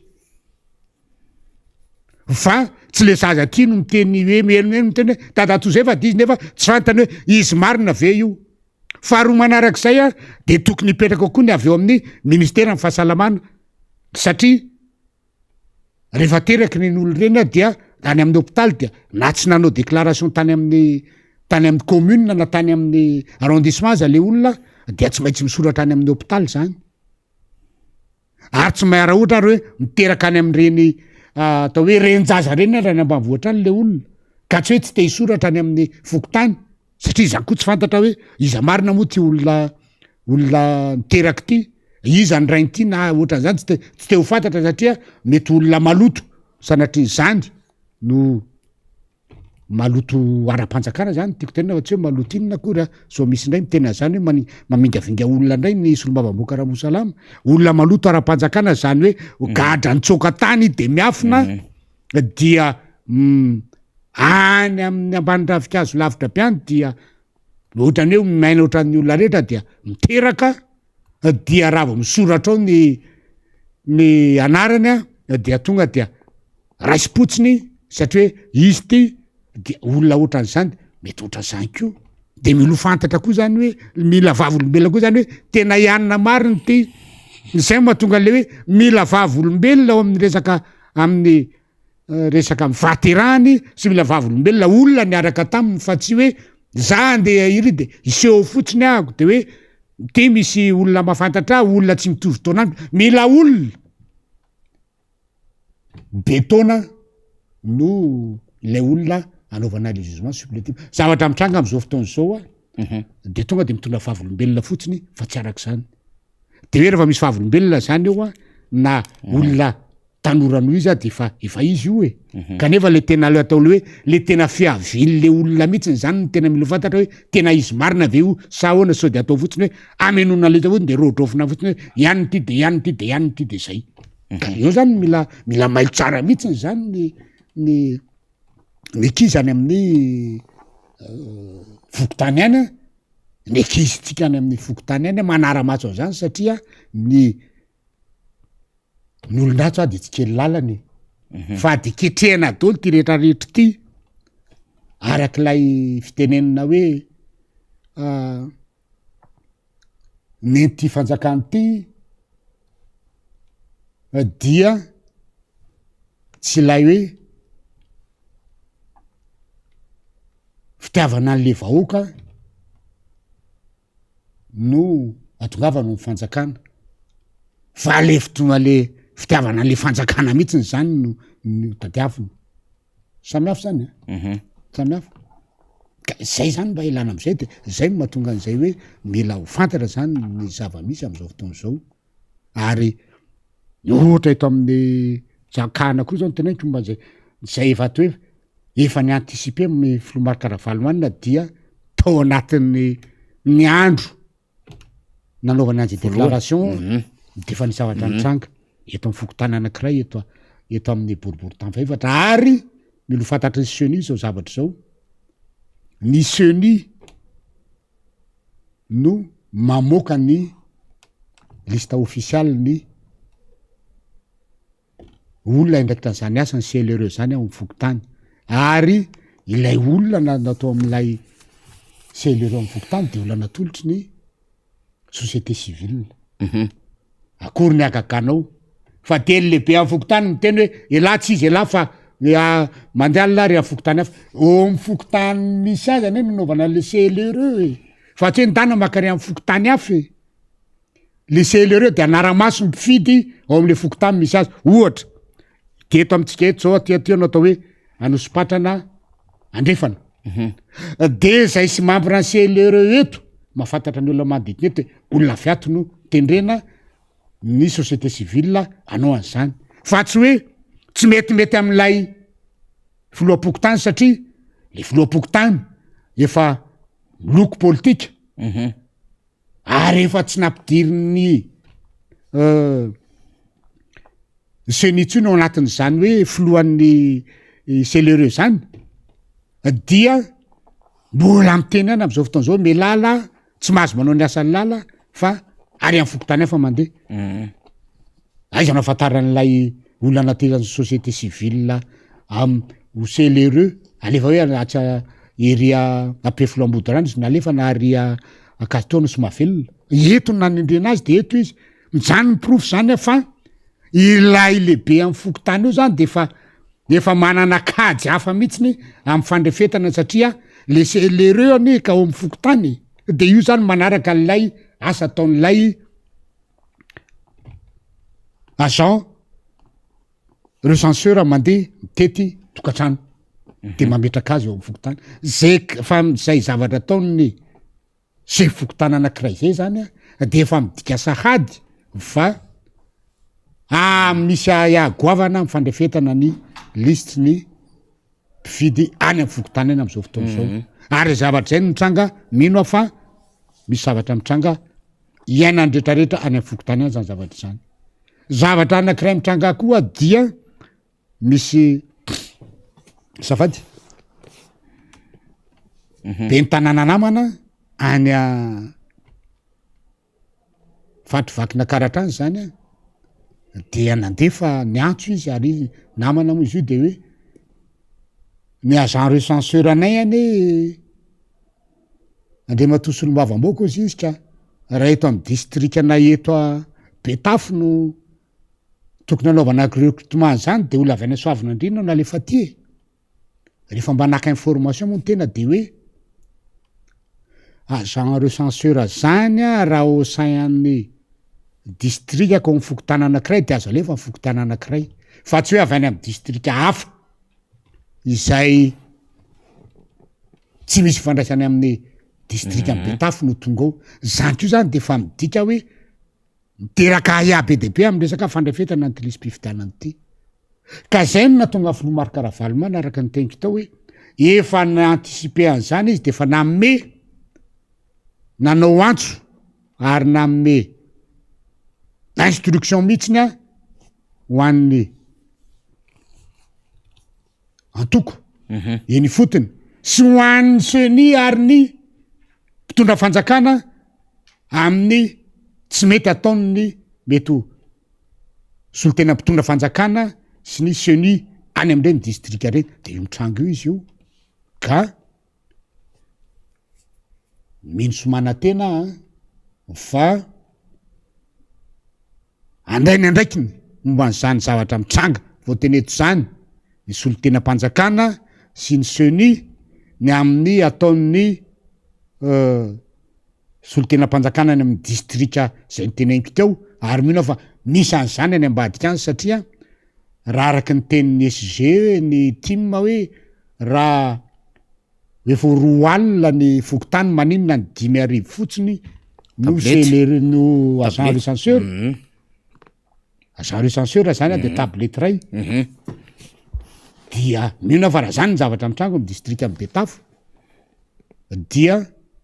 tsy lavitra zany any ambadika any ary ho any distrika amin'ny Betafo io de teneny fa distrika amin'ny Betafo io tim io ary mifidy ao dia tena miondana miara-manonja sy mpifidy an'ny Filomary Karavalomanana tamin'ny farany tao 80% latsaka kely de eo zany de famboarina ohatran'izay dia ny aty amin'ilay fokotany teneniko taty io de apetraka amin'ny ao amin'ny seni koa zany hoe ny CLRE zay na toutes les sociétés civiles anara-maso ny mba tonga n'ilay listy mifidy angarahara sy manaraka ny lalàna dia efa zany sady no ataon'ilay filoam-pokotany kanefa ianareo rehefa napetraka ny fanontaniana tamin'ny feonan'ny mpanao politika sy ny membre en seni momba an'io fandrefetana ny listy fifidianan'io de nanizongizy ny anareo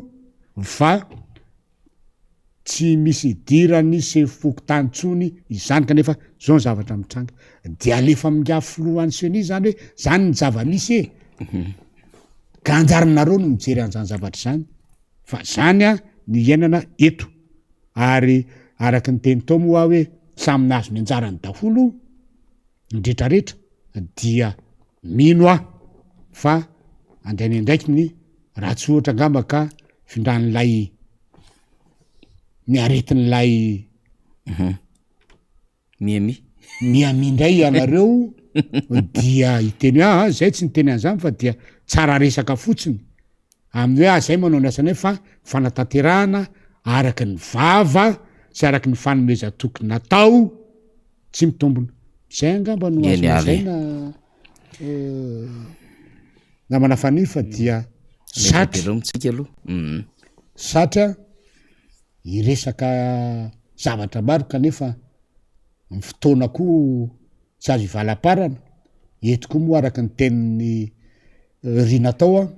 dia mbola misy namana anankiray mbola horaisina ianao koa mbola manana fandarana manokana tsy azo elana rehefa aorina fandraisan'ny namana io fa dia tsotra be ny anyteniko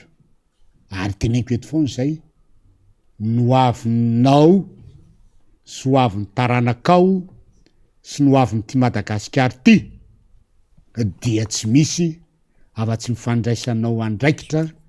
amin'ny toerana misy anao tsirairay sy amin'ny asanao any ka ho atsika antokotiko Madagasikara sy ny mpiaradia aminy zany ny RMDM de zao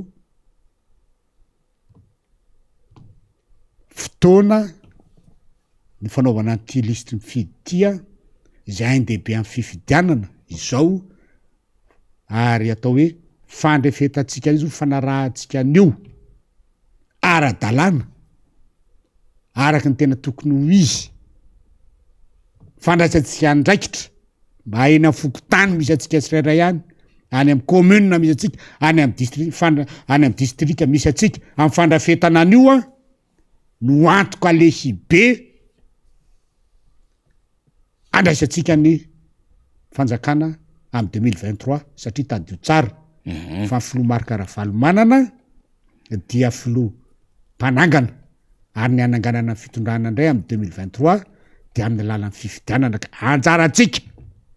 manao an'izay mba hahatonga an'izany atao hoe fampandrosoana Madagasikara tena ho izy ary ho hitan'izao tontolo zao tena ohatran'izao le Madagasikara amin'ny fametrahantsika ny Filomary Karavalomanana amin'ny 2023 sotra tompoko mazava zay afatra nentiny député Rambo zay satria tena tsy maintsy maka andraikitra isika rehetra mihitsy ary apitapitao mihitsy ny zavatra zay resantsika eto a mila mijoro mila maka andraikitra atsika satria raha mbola mijanona ho vahoaka fotsiny tsika ary raha mijanona ho mpitazana fotsiny tsika ka tsy maka ny toerana hoe olom-pirenena mandray andraikitra dia mbola manjaka foana zany a reo zay tsy niomana hitondra fanjakana mbola manjaka foana zany a ny kolotsaina ny lainga zay hanapotena midimy taona ho avy indray ho an'ny firenena ka leo tena mitandrina miomana mailo isika satria efa akaiky ny lalana azontsika nyty fandreseny ity ary zay mampandrovotsi an'ilay fanohana ny fitondrana sy ny fitondrana am'izao fotoana zao mahatonga azy mandritika mihitsy ny isan'andro miketriketrika ny lohany am'le hoe tena tsy matory Andriamanalina tena hoe tsy matory tsy amin'ny fampandrosoany zay fa tsy matory hoe ahoana ny mbola hibrigenan'io manda am 2023 io zay tsy mampatory an'ireo olo reo fa tsy hoe tsy mampatory amin'ny fampandrosoana akoriny de zay zany mila hitandremantsika tsara mila hijoroantsika tsara mila hifampiresahantsika tsara eny anivon'ny fiarahamonina eny arak'izay zavatra ambaratsika isan'andro amina toromarika sy faneho-kevitra eto amin'ity miara-manonja MBS Radio Mada ity fa tsy mitsahatra manentana amintsika mihitsy zahay mandraisa ndraikitra mifampiresa mailo jerevo ny anarana tandremo so anjakany reo karazana totakely mpifidianana eny anivon'ny fokotany eny ano mipaipaikady samihafa ny dola makota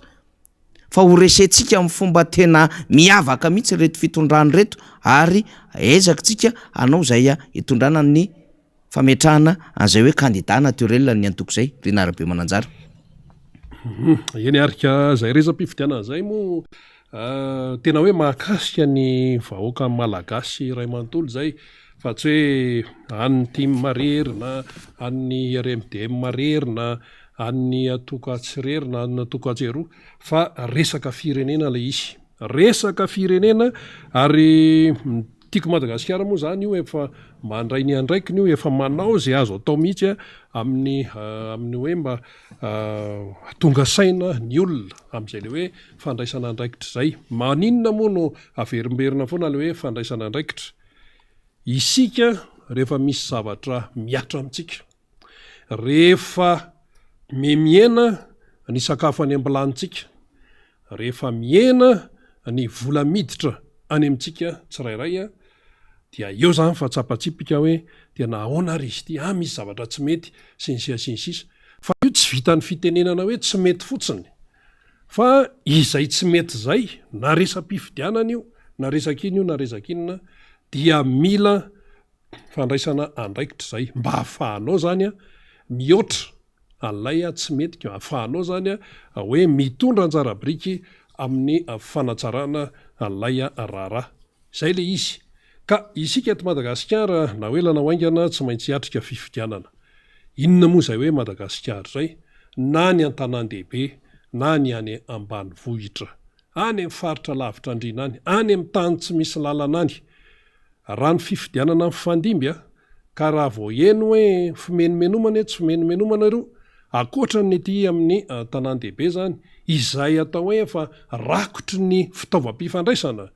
dia any amin'ireny toerana lavitra andrinireny no misy manararoatra amin'ny endro maro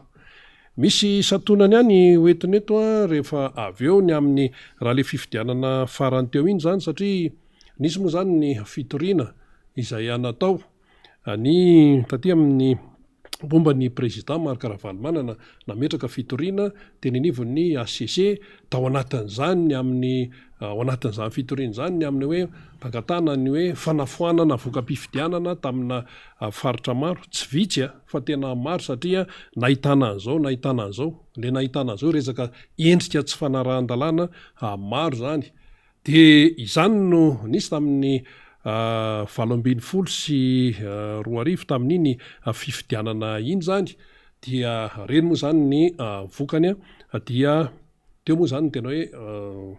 fanarana zay didy navoaka ny ACC teo fa taty aoriana de mivoaka le resaka doublon olona atao amin'ny CNI tao no tena iny ene nisy doublon teo am'izay vao napiratra ny mason'ny rehetra ka ny am'ty tsy vitany hoe miteny fotsiny tsy vitany hoe zaozao fotsiny fa ilaina zay le hoe fandraisana andraikitra zay amin'ny fanaraha-maso be debe ny zavatra ilaina fanaraha-maso resaka hoe lisy-pifidiana zany tsy tongatonga fotsiny ho azy am'izao fa ny fanaraha-maso any amin'ny tsipria mihitsy any amin'ny rehetrarehetra any zany dia izay no anaovana n'lay fanentanana ny resaka hoe fikonan-dom-pirenena moa iny mbola zava-dehibe ihany koa iny resaka iny mety misy meritreritra ny any ambadika any hoe fa ahoana izany roviana ihany sisa resaka fikonan-dom-pirenena indray raha izay ny tianao resahana eto tsy isy hoe fikonan-dom-pirenena indroa intelo inefatra fa fikonan-dom-pirenena tena hoe anankiray ngeza be ao anatin'ity le hoe fiatrehana ny raharam-pirenena ity indrindra ny resaka fifidianana ka tsy maintsy ketrehana tsara io amin'izao fotoan'izao efa samy maka ny andraiky ny daholo ny lafikevitra maro isan-karazana satria ny fiarahan'ny rehetra no zava-dehibe ao anatiny ary io dia tsy maintsy atao io hoan'ny olona izay mahatsapa ny amin'ny hoe mahazava-dehibe an'izay raharam-pirenena zay indrindrandrindra ty resaka fifidianana ity ka ny fikonan-dom-pirenena dia efa mandeha ny fiketrehana isan-karazany izany io ny tsy resaka hoe olona zato na hoe ianina fotsiny na rianina fotsiny ao fa tsy misy anavahana lizy fa ny manavatena zay zavatra hafa manavatena hoe zay tsy anao misy mantsy am'izao fotoan'izao eno eto sy ero zany misy sazazaza miteny hoe zay tsy mahavita an'izany mbola hoentin'ny namany eo moa zay ny avany toliara hoe zay tsy anaova tonga de hoe midongo fotsiny io resaka fitadiavan-tseza io sinsisa fomba fijeryn'izay mijery an'izay zay fa le izy tena ilaina tokoa ka tsy de hoe atao ka maimaika indray zay mantsy indraindray mahavoantsika hoe rehefa mizandra de maika hoe de avy eo mandeha any amin'ny zavatra tsy tokony ho izy indray de lany fotoana de eto zany iverimberiny eto indray tsy izay le izy fa ny malagasy de mila zavatra matotra manomboka izao mila zavatra mazava tsara tsy miolakolaka fa tena hoe ao anatin'ny hitsiny tsara mihitsy mba hivoahan'ny marina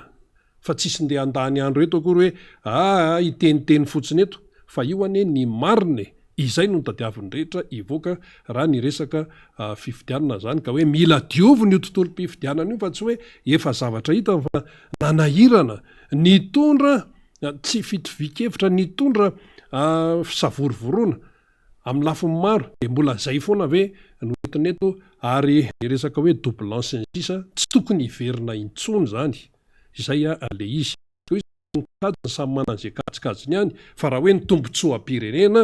dia ilaina izay le resaka hoe fikonan-doham-pirenena izay ka tsy maintsy arindra tsara tsy maintsy alamina tsara tsy maintsy homanina tsara marina fa hoe manaikitra amin'ny fahantrana manaikitra amin'ny fahasaranana fa nazanona tsy zany ary tsy maintsy apetrapetraka tsara io resaka io mba tsy hoe andany andro indraika hoe nde hiverina ao anatin'ilay izy fa dia mba hoe ho vita izany eny ary eo ny mpisehatra manaraka zany eto amin'ny miara-manonja MBS radio Madama Tony izy moa dia tsisy vina amintsika intsony fa foloan'ny teknisiana miarahaba koa ny namana anam-pitanjery zao fandahara miara-manonja izy tonga de hiditra amin'ny votoaty resaka tsika namana Tony ianao moa zany hoe filohan'ny tanora tsy anasa eto Madagasikara fa ao amin'ny faritra Tsimon tena misy anao zany faritry Toliara iny avetrany dia miditsika manahoana ny fiainanao Toliara atreto Toliara amizao le fanjay Toliara amizao le fanjam-pihalemana tsy milamina namana rena satria izy io manko le fitonjam-panjakana amizao tena tsy mijery mihitsy ny vahoaka ao Toliara fanjam-pihalemana tsy milamina ny vidim-piainana miakatra ary ny jirama moa fa tsy oviana fa ny rano tampatampaky jiro tampatampaky tena anisany mikaikaina ny namana ao Toliara indrindra fa ny vahoaka ao Toliara amintsika miresaka zao miaina amin'ny hatampatampahan-jiro miaina amin'ny vidim-piaina miakatra miaina amin'ny tsy fanana asa ny tanora ao miaina amin'ny tsy fanjam-pihalemana io zao misy namana mpanjara tao amin'ny Toliara ville ao namana mpanjara vehivavy tena namako noho ny fanjam-pahalemana tsy milamina zany. Izy mitondra vola hilitsantsano amin'ny andro harivariva de misy dahalo misakana azy mitifitsy azy ary namoiny hatsamin'ny ainy. Noho ny vokatsy ny tsy fanjam-pahalemana zay ny namanarina. Nefa ny fitondram-panjakana teneny sanandro amin'ity fitondram-pahalemana ity hoe mba jerevoreo ny vahoaky maneran'i Madagasikara satria ny vahoaky maneran'i Madagasikara no ahity Madagasikara ty. Ireo polisy zandarme miaramila reo mba aparitahonareo amin'ny toerana quartier izay misy olo ratsy.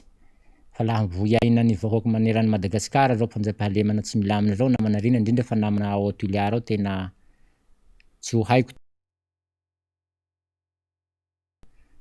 Tena miova sanandro ny zavatra tsy mety eto Madagasikara. Miova iray minitra, miova saky 2 minitra, miova saky 1 minitra. Tena fa tsy ho haiko ty aloha namanarina satria ny vahoaka ao Tuiliara enany zao tena tampony lahany fa tena fa sosotsy ny sainy. Hotsan'izay zany namanarina laha amin'ny vahoaka ao Tuiliara izay noteneninao. Ny vahoaka ao Tuiliara diaina amin'ny tsika miresaky zao. Ino moa tsy hoe vaovao zay fa tsy fandriam-pahalemana misy amin'ny teny izy zany ohatran'ny disika loka efa nyeo ihany no verina tsy mba misy fiatsarany ve le izy fa atao vao mainka araka ny teneninao tao meratsy ilay tsy fandriam-pahalemana eo Tuiliara tapitanàna manona ny any ambanivohitra. Tsy maintsy resantsika ny any amin'ny fiainan'ny tantsasiny rehetrarehetra. Ny Tuiliara any ambanivohitra araka teneninao namanarina eo Tuiliara ny vily tapitanàna vily eo ve tsy voafehy ny fanjam-pahalemana vao hanjaka any ambanivohitra any any Tuiliara D. Any moa fa tsy hay volany any. Mirongatsy ny halatsa maso, ny vaky fasana, ny tena fa tsy hay resafy zany namanarina ny Tuiliara D any ambanivohitra any. Ny vahoaka any ambanivohitra any manko any Tuiliara D any tena laha taloha ny aina amin'ny hoe tsy fatahoran'ny tanàna na haliky mandeha fa amintsika miresaky zao zany ny vahoaka any Tuiliara D any tena mitebiteby amin'ny tsy fisia rano, mitebiteby amin'ny vidim-piainana, mitebiteby amin'ny haraty lalana, mitebiteby amin'ny asandahalo. Laha Tuiliara D any ambanivohitra teneninao zany zay namana rena. Tena tsy voafehy ny fitonjana mihitsy zany laha amin'ny tapin'ny tanàna Tuiliara 1 sy Tuiliara D. Laha zoro ny resaky tsy voafehy ny tanteraky zany. Maro manko reo vaovao any Tuiliara 1 na Tuiliara D tena eto an-drenivohitra tena maheno na miresaky hatafitafihan-dahalo zany na miresaky tsy fanjam-pahalemana zany na miresaky fiainana miakatsy zany. Tena tsy voafehy ny fitondram-panjakana zany namanarina ny any Tuiliara tapitanàna vily sy ao amin'ny Tuiliara D ambanivohitra zay niteneninao teo. Onoa ka resaka tsy fandriam-pahalemana zay hoe tsy voafehy hoy ianao ity fitondram-panjakana ity zany zao efa taona zay no tatana ny firenena zany ny saitsika hatrany amin'ny 2019 vao tonga eo ny 13 na 2023 de efa hoe resam-pifidianana zay fa efa fotoana fanaovana bilan zany zao raha ny tena izy io nefa izy io nareo miteny hoe tsisy fivoarana mihitsy fa vao mainka meratsy le fiainanay na an-tanàn-dehibe io na ambanivohitra io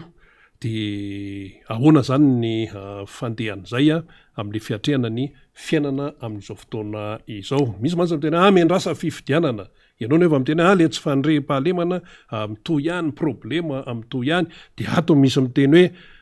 ary ny akamarony concertation nationale misy zanaky Tuiliara nefa miteny hoe tsy ilainy zany. Ono fahitany Tony an'izay. Ny heninay tanteraky ny fanambarana Andriamatoa Kamy Vitaly iny aloha. Laha ao moa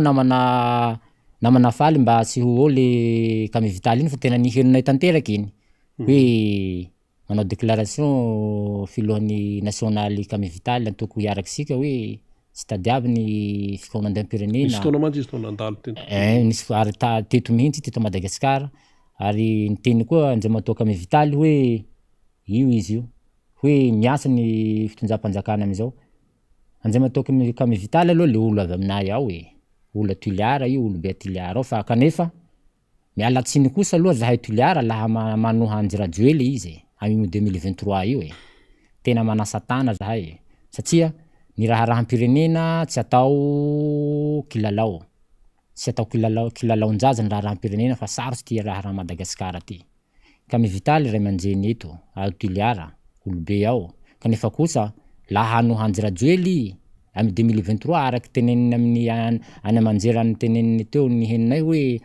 miasa hoy ny fitonjam-panjakana Anjirajoely ary tsy ilaina hoy ny fikaonandoham-pirenena. Miala tsiny tompoky ny zanaky Toliara fa mipetraky hoe ray aman-dreny Toliara ihany fa tsy ho azony hoe hanoha Anjirajoely zany ny vahoaka Toliara. Tiany tony tenena zany hoe raha miteny Andriamatoa Kami Vital hoe tsy ilaina ny fikaonandoham-pirenena dia fahitanao zany hoe heviny zay fa ny Toliara ny tanora tsy hanasa ohatranareo ny vahoakan'ny Toliara amin'ny ankapobeny dia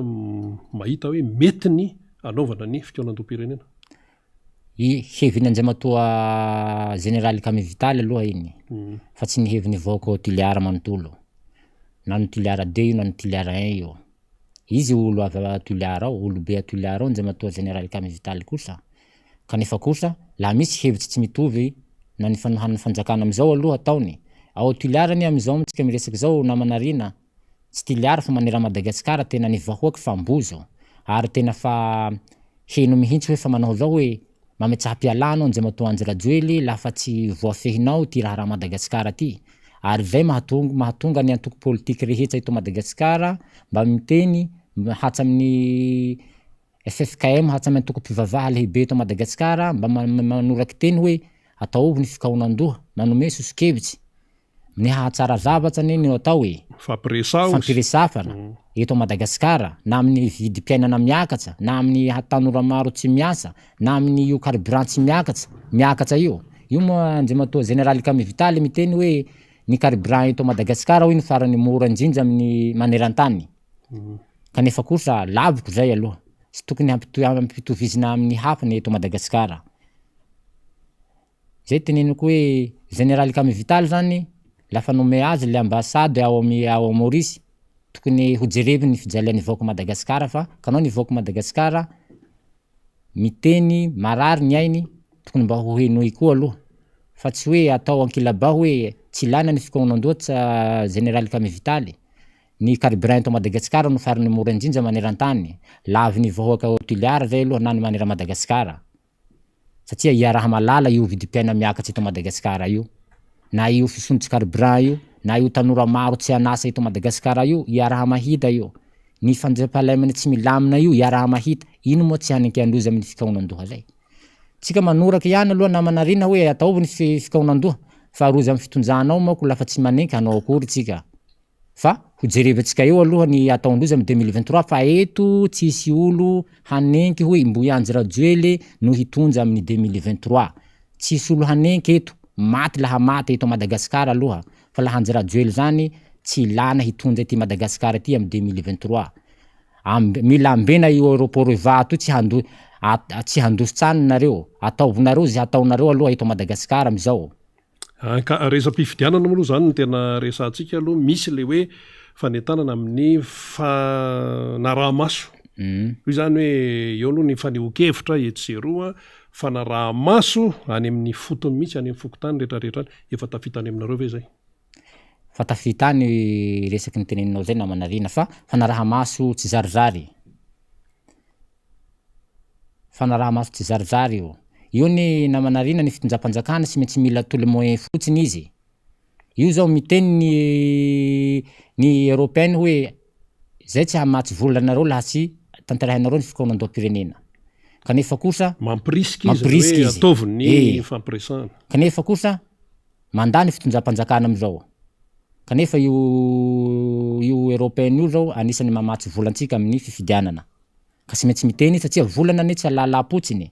Fa kanao mampiny ny volana eto Madagasikara amin'ny raha-pifidiana, zony koa miteny sy zony manara-maso ny fifidiana mangarahara zay ilany bahoaka eto Madagasikara. Zony Européenne zany namanarina. Fa fitonjam-panjakana amizao zany mila solution fotsiny hialana bala amin'ny fikaonandoham-pirenena sy ny teny io vonjana Européenne io. na de misy fanisam-bahoaky zao, fanisam-bahoaky tsy zarizary io, ary hamitaky ndraiky zany hataon'io, hatao fitonjam-panjakana amizao hamitaky ny vahoaky ndraiky. Zay zany ny activité tena tiandrozy hatao amizao. Io zao misy hoe ny voafonja home azo hifidy, raha tsy nisy teto a Madagasikara ndraiky zao. Aia koa ny olo fa any amin'ny fonja any mbo hampifidiany ndraiky zao. Ma enkeko fa olombelo reo, olo manana zony reo, fa mbo tsy nisy lalàna niboaka aloha depuis nahitahako ty Madagasikara ty ny olo voafonja home alala mifidy. Izao zao fa tetiky hafa atao ty fitonjam-panjakana ty amin'ny 2023. Ka ny antoko politiky rehetra eto Madagasikara zany laha tsy mailo, laha tsy mitanjona mio, mety ho hafahafa ihany ny raha amin'ny 2023 na manarina, kanefa kosa tsy hisy olo hanenky eto laha mbo Andriamatoa Anjy Rajoelina mbo hitibahatsy na hanao hoe ny vatany hoe hitondra Madagasikara amin'ny 2023. Ka le resam-pifidianana ny mbola tiako anontaniana moa zany, io moa zany fa nio-kevitra zay ny any Tony, fa le hoe le fifidianana ivoaka any amin'ny tena fahamarinana, tsy misy alabato, tsy misy doublon, tsy misy aizao, tsy misy aizao, fa ny atongavana amin'izay de ninona ny fanaraha-maso mihitsy hatrany amin'ny fotony, manahoana ny any Toliara sy ny rehetrarehetrany ny amin'ny hoe teo zao hoe nanentana ny président Marc Ravalomanana, ny amin'ny hoe mandraisa andraikitra, satria efa mandeha zany zao le hoe fanisana amin'ny hoe andrafetana ny lisy-pifidianana, ahoana ny fandraisanareo anjara zany amin'izay, ny fandresen-dahatra ny olona mba handray an'izay andraikitra zay, fa tsy hoe hitazana fotsiny hoe mijery fotsiny zany manahoana zay le andraikitra mihitsy fahitany Tony azy. Ny tanora tsy anasa manera Madagasikara aloha, ny namana tanora zay feheziko manera Madagasikara tena mijery ny anarany amin'ny fokotany zay misy ary tsirairay aby amizao. Amitsika miresaky zao mikasika amin'ny fifidiana 2023 io. Ary tena mijery ny anarany izy ao amin'ny lisy-pifidianana, ary zay tsy anaty listy ao manko tena misoratsy manera Madagasikara indrindra fa ao Toliara. Ary tena jerevandreo tsara le anarandrozy ao amin'ny lisy-pifidiana ao amin'ny fokotany ao, fa tena laha araky ny teneninao zay namana Rina aloha tena ny tanora amizao tena fanisany fa mihazakazaka amin'ny manoratsy anarana amin'ny fokotany zay misy azy mikasika amin'ny lisy-pifidiana io, amin'ny fanontanany natao. Kanefa kosa iny teneniko le hany iny hoe mila mailo ihany ao tsika eto amin'ny fifidiana 2023 io, satria misy ketsiketsiky hafahafa ao ataon'ny fitonjam-panjakana amizao. Miketriketrika io fa ny fandraisana andraikitra ihany koa, tsy hoe hitazana fotsiny koa mantsy, zay ny tena zava-dehibe ao anatin'ilay izy zany te anontaniany Tony keny hoe eo amin'ny firy moa ny tanora tsy anasa zany, raha hoe ny statistika satria ianao mitarika fikambanana, raha hoe tena mandray andraikitra daholo zay amin'ny ty resaka hoe fanaraha-maso ny resaka lisy-pifidianana ty, zava-dehibe zay eo amin'ny firy moa nareo zao. Ny tanora tsy anasa amizao eo amin'ny 2 tapitrisa sy eniketsy amin'ny ty mbo tsy misoratsy anara ao zay.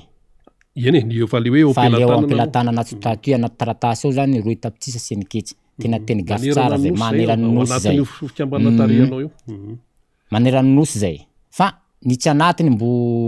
tsy anaty zay, fa ny voasoratsy ao anaty statut ao zany 2 tapitrisa sy eniketsy. Eny ary mazava zay. Amaraparantsika satria mbola misy ny resaka fanadiadiana anankiray zany hoentina namana Fanira Safy Manantany io am'izao fotoana izao mbola hita taratra ihany any ambanivohitra any, ohatra hoe ny ao Ejeda misy eno ty hoe misy fitoaman'olona amin'ny camion, mbola hoe tambatamazana amin'ny resaka artista, de zao mifanontaniana hoe mbola izany foana ve no fomba fanaovana politika eto amintsika fa tsy miainga amina resaka foto-kevitra, manaona ny famatoran'ny olona, fa tongavan-tsainan'ny olona raha ny amin'ny fahatry Toliara any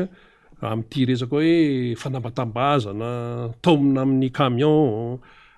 tambatambazana amin'ny resaka artista, mpandihizina sy ny sisa, efa 2022 zao tsika hiatrika 2023, mbola ohatr'izany ve ny toe-tsaina hoe hitondrana azy?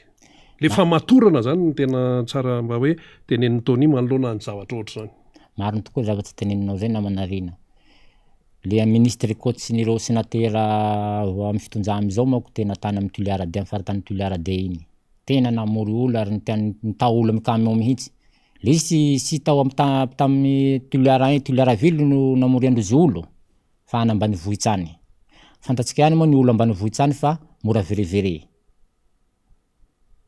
Omeandrozy arivo raiky de tinaondrozy amin'ny camion nandeha miana manjera zay teto betibety tamin'ny manera Madagasikara ary hatsamin'ny VP ny sénateur VP ny faritra Toliara ao amin'ny sénateur ao manko tany aby amizay ro ministre Kotsy tany aby ro sénateur Tsihebo tamin'ny fotoa zay. De tena mihevitsy reo hoe mbo misy poatsika TGV aloha satria mahita iny vahoaky maro io lahy rozy tena tsisy koa mitovy amindrozy. Kanefa kosa diso hevitsy zao ministre Kotsy am'ireny.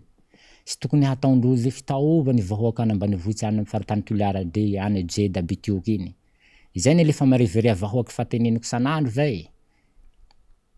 Sy tokony ho verevere zany ny vahoaky ray tanindrazana amin'ny tena. Raha zay fateneniko sanandro eto amin'ny télé manera Madagasikara eto amin'ny na amin'ny any Manjera hoe aleo mitsosa ty marina fa ny vahoaky mitovy aminao sy tokony atao verevere hoatsan'io. Tao amin'ny camion le vahoaky namanarina. De iny manday artiste de eo misinjasinjaky eo de atao zao hoe mahazo olo tsika. De eto koa zao mampitanjina ho an'ny tanora manera Madagasikara. Ho haizao fitonjana zao lafa misy zavatsy tokaniny ka manday artiste mba manana hambom-po ny tanora manera Madagasikara. Tsy ho voafitaka amin'io artiste enty hamirevere tsaim-bahoaky io. Mba manana hambom-po fa io ane videtsika lafo. Tsika ihany no mijinjany nataontsika lafa avy ny fifidiana amin'ny 2023. Mba mila manana hambom-po zany, indrindra fa nareo tanora tariko manera Madagasikara, na tanora tsy niasa, indrindra fa nareo namana. Lafa misy fitonjam-panjakana mitoka zavatsy ka manday artiste, aza mandeha nareo zaho tena miconseille anareo. Fa ny ho avy ny taranakitsika eto Madagasikara no jerevatsika. Tsy ho voafitapitaky io artiste io fa io zany nahapotika atsika tamin'ny 2014 ka hatsamizao. Io fa mitapitaha androzantsika amin'ny resaka artiste io bakeo mibaly eo avy eo vile lafo i manjapy avia 10 tao. Hoatran'izay zany namanarina. Tena nisy tokoa iny fitaoma-camion amin'ny vahoaky any amin'ny parti Toliara-D iny. Tena nisy iny. Natao ministre Kotsy sy ireo sénateur maromaro tany amin'ny faritany Toliara-D. Eny ary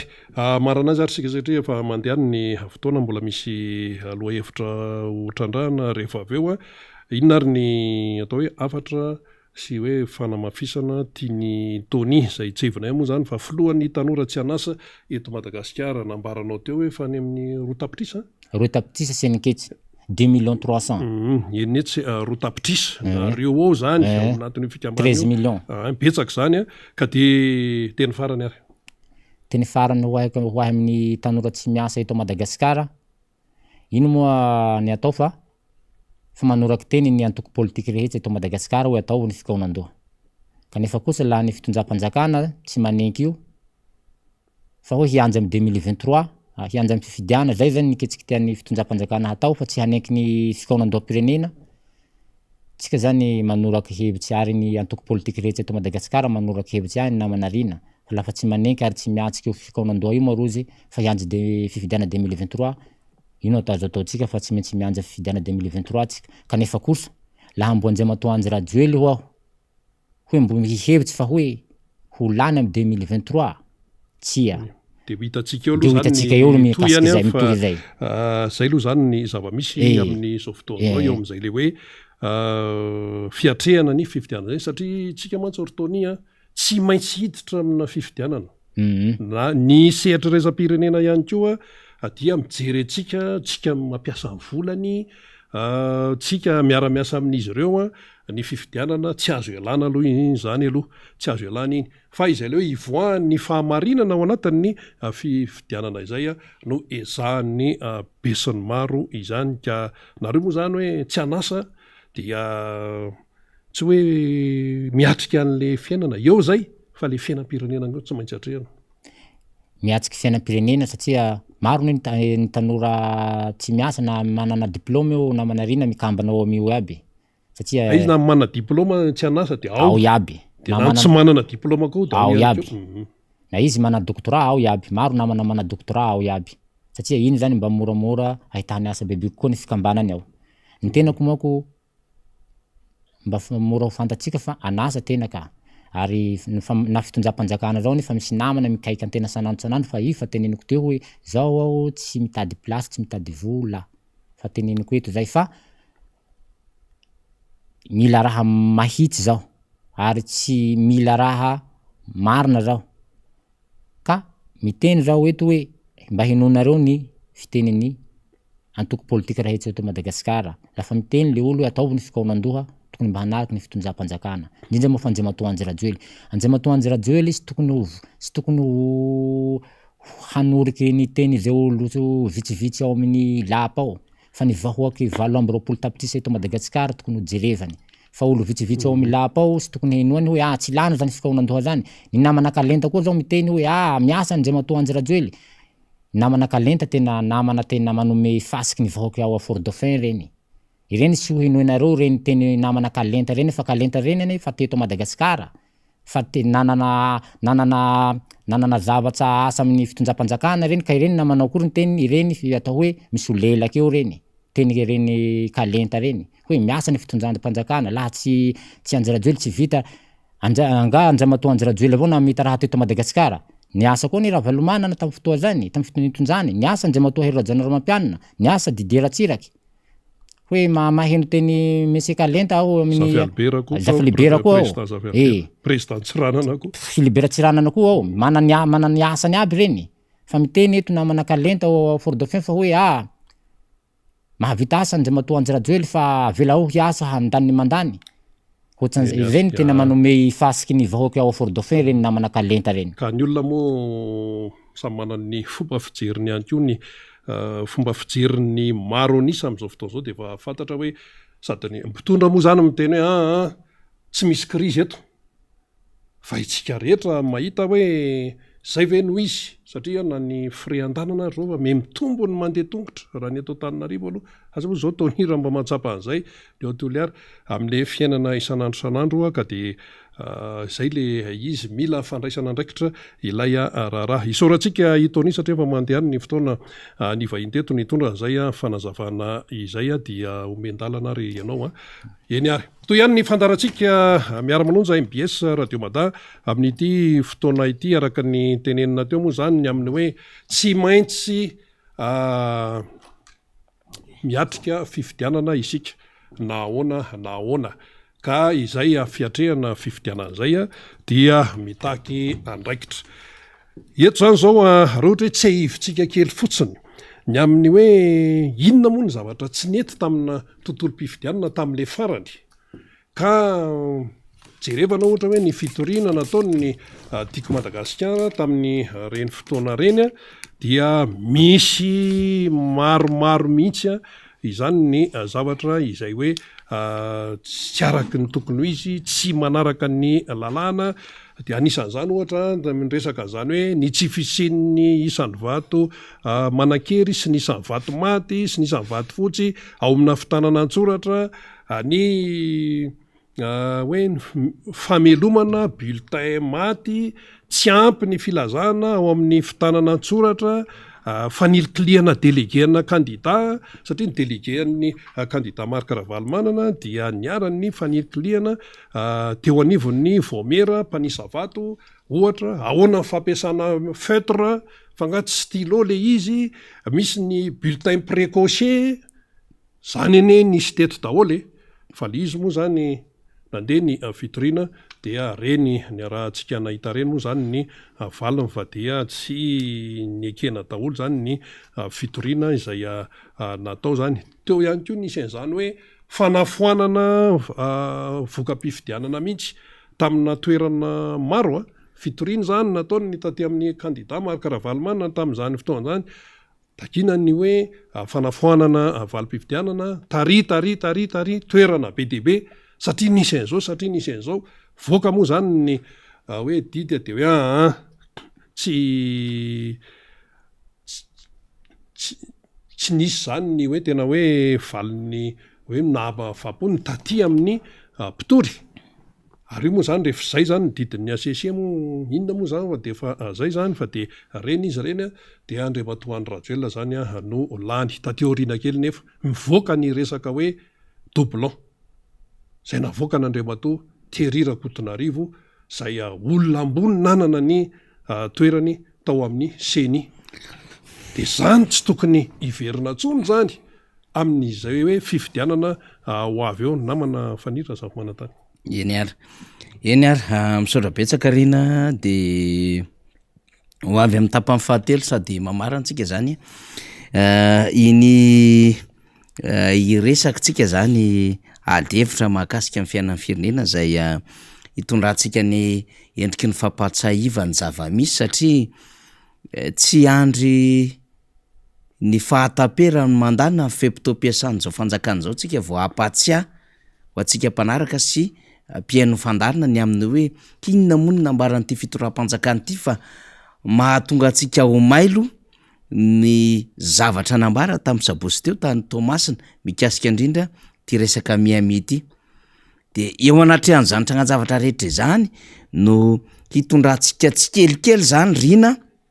ny mahakasika indrindra ny hoe inona moa reo nambara ny filohan'ny repoblika ary maro be izy ihany satria de ho tongotsika oriana kely ao hoe rehefa misy olona nampanantena ka azony tokoa lay seza fa rehefa tonga amin'ny fitantanana firenena izy tsy tanterahany le tranazavatra zay nampanantenainy tamin'ny fotoana rehetra na io fotodrafitrasa na io orinasa na io tena mba nisy modomody hoe nanao zavatra kely fa tsy nitohizana ntsony na hoe modomody hoe nametraka takela-bato fa tsisy toy antsony na nandrava takela-bato na modomody hoe nametraka pôsipierra moa zany amin'ny alalan'la hoe vato fototra fa tsy nitohizana ary tsisy toyana de namany fampanantenana tsy tanteraka zany na promesse non tenue fa hokaroatsika rehefa tena any arinany ny danger ambadika zany fampanantenana tsy tanteraka zany satria reny manko zany tsy azo inoana tsony le olona zany amin'ny zavatra rehetra zay ambarana raha ohatra ka nandritra ny manda iray zay ny tantanany ny firenena no hoe tsy nahatanteraka ny zavatra nampanantenaina izy kanefa izy ho an'ny fifidianana ho avy eo de hampanantena zavatra vaovao indray de izitsika hoe tsy normal zany sady tsy normal ho an'ny tena n'lay olona miresaka an'izany ny tsy normal eo anatrehan'lay olona angatahany safidiny hametraka safidy azy amin'ny fifidianana manaraka eo. Ny adevitra Miami izy zay mipotseritsika ho maly rina dia nitarika adevitra teo amin'ny sehatra rehetra teo amin'ny tambajotso sosialy ary teo anivo ny anao manjary ary na nivoaka rehetra ary de saika tolagaga. Voaka ny Tomasina moa zany de samy namiany fahagagany ihany satria mba nieritreritra zany le voaka ny Tomasina hoe efa anisan'le karazana olona avoara-pijery tiatsika tenena zany de hoe efa sokajiana tahaka ny vahoaka Amerikanina zany lay vahoaka ny Tomasina satria nampanantenaina hitovy tanàna amin'ny Miami lay any Tomasina. De nidikan'izay io sika efa nresantsika foana izy no maliny hoe tsy le tanàna ihany ny eritreretina an'le hoe Miami fa na le olona ampiasa an'le fotodrafitrasa sy vezivezy amin'le fotodrafitrasa sy iosarina amin'le fotodrafitrasa an'le Miami. De aty amin'ny eritaona tsy atapera mandan'Andriamatoa Rajoelina zany no milavolefona izy hoe tsy Miami any États-Unis zay izy ihany no niteny an'izany fa izy ihany nanohitra zavatra nambarany zany. De diso fanantenana miaraka amin'izay le vahoaka satria le vahoaka anisany nametraka hoe inona moa zany ny safidy zay ho ataontsika vahoaka ny Tomasina ity raha ohatra ka isika no hifidy 2018 entre Manifesto sy ny UEM, entre Marc Ravalomanana sy Andriamatoa Rajoelina. Nen'Andriamatoa Marc Ravalomanana mazava ny azy isika dia merina ny tanjaka raha toekarenan'i Madagasikara ka ho capitale économique ty Madagasikara ity ny ao Tomasina. Capitale économique ty Madagasikara ity ny ao Tomasina. dikan'izay tsy maintsy mifanaraka an'izay ny fanaratsarahantsika ny endriky ny seranatsambo, tsy maintsy mifanaraka an'izay fananganantsika orinasa tahaka n'izay fa nataontsika teo aloha, tsy maintsy mifanaraka an'izay ny fanomezantsika asa ny tanora, ary tsy maintsy mifanaraka an'izay ny ahafahantsika mamokatra ary mamoaka andreo vokatra zay mampalaza ny faritra Antsiranana. Ary raha kapitala ekonomika Tomasina, dikan'izay mandalo eo avokoa ny entana rehetra zay hiparitaka amin'ny faritany 5 eto Madagasikara, faneniny zany Tomasina, ka tsy ho latsa-danja amin'ny fampandrosoana ara-toe-karena amin'ny fandalovan'ireo entana rehetra zay havany amin'ireo vazantany manodidina izao tontolo izao.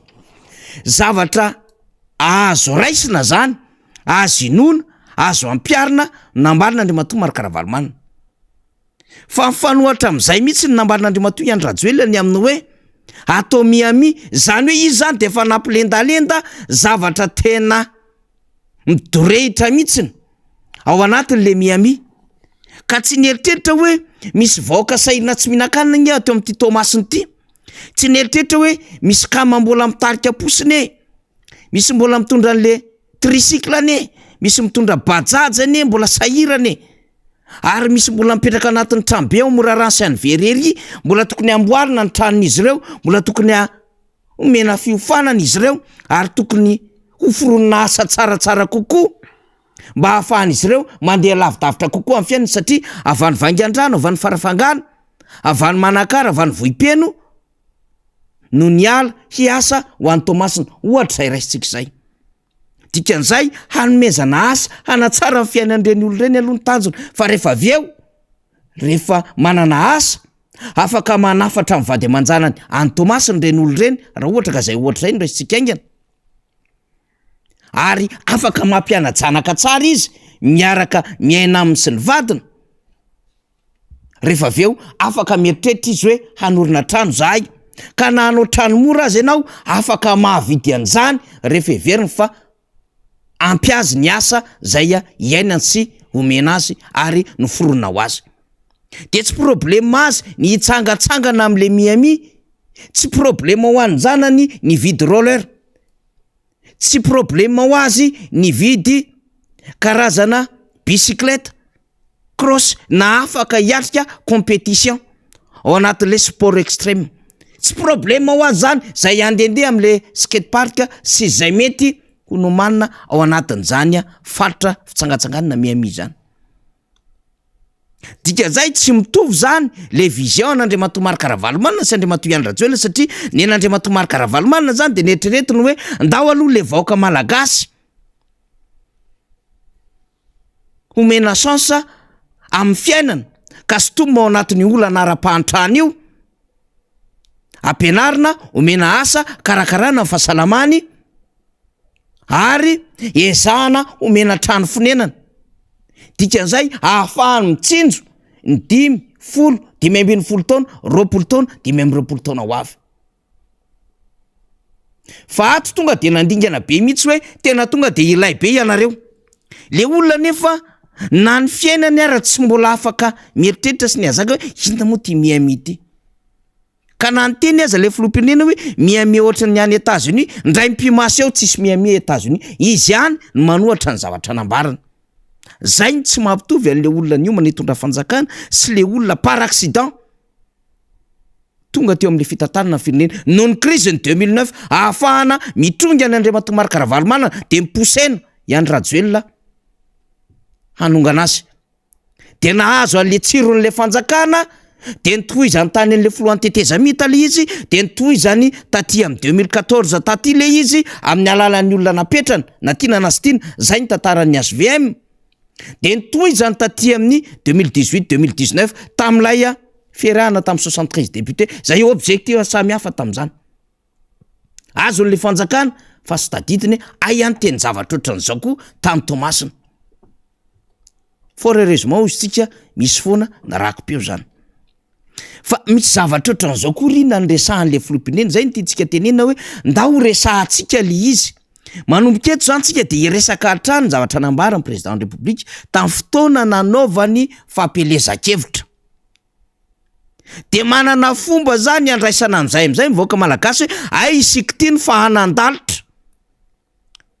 Mafy be manko zany amin'ny fiarahamonina malagasy rinany hoe mamandalitra, mizara bobo. Mafy be zany fomba fitenenana zany a, fa matoa rehefa kalifian'olona ohatran'izany ianao mizara lainga de tokony mba mieritreritra ianao hoe tokony iondrika de hialatsiny am'izay olona nyresahako an'izany. Fa zany akory tsy fahamenarana, efa nambarantsika, tsy fahamenarana zany. De hitondra ohatra ray zany zao tsika. Tany Ambilobe Andriamatoa Andry Rajoelina 2024. De rehefa tany izy nampanantena ny vahoaka Ambilobe tany izy, de mba ahafahana mambabo ny vahoaka ny avaratry nosy any amin'ny faritra Sava iny, any amin'ny faritra Diana iny, de tsy maintsy mikaroka hevitra izy. Ka tao amin'ny faritra Diana misy any Ambilobe satria ny atao hoe Diana, Diego, Ambanja, Nosy be Ambilobe. Nataony tam'izany dia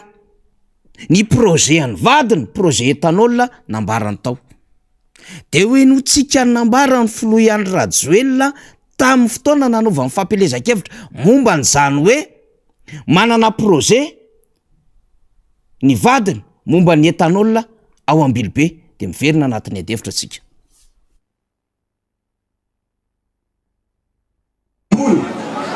Izay miterik-afatra ka misy afatra lehibe nampitondrany ahy. Tianareo ve be zany afatra nampitondrany ahy zany? Tianareo ve? Dia areny feo amin'ny anareo. Zao malefaso kely misy kabary nalefany ao satria izy tia hoeto, fa ozy izy hoe tsy maintsy alefa afatra de notsika ny afatra nalefan'ny ramatoavadiko dia niazy zany. Mila tsara manana anjara manokana ny fiarahamonina tsika vehivavy. Raisitsika amin'izany ohatra ny fiarovana ny tontolo iainana amin'ny alalan'ny fampiasana ny kovy fandrehatra vaovao dia ny etanol.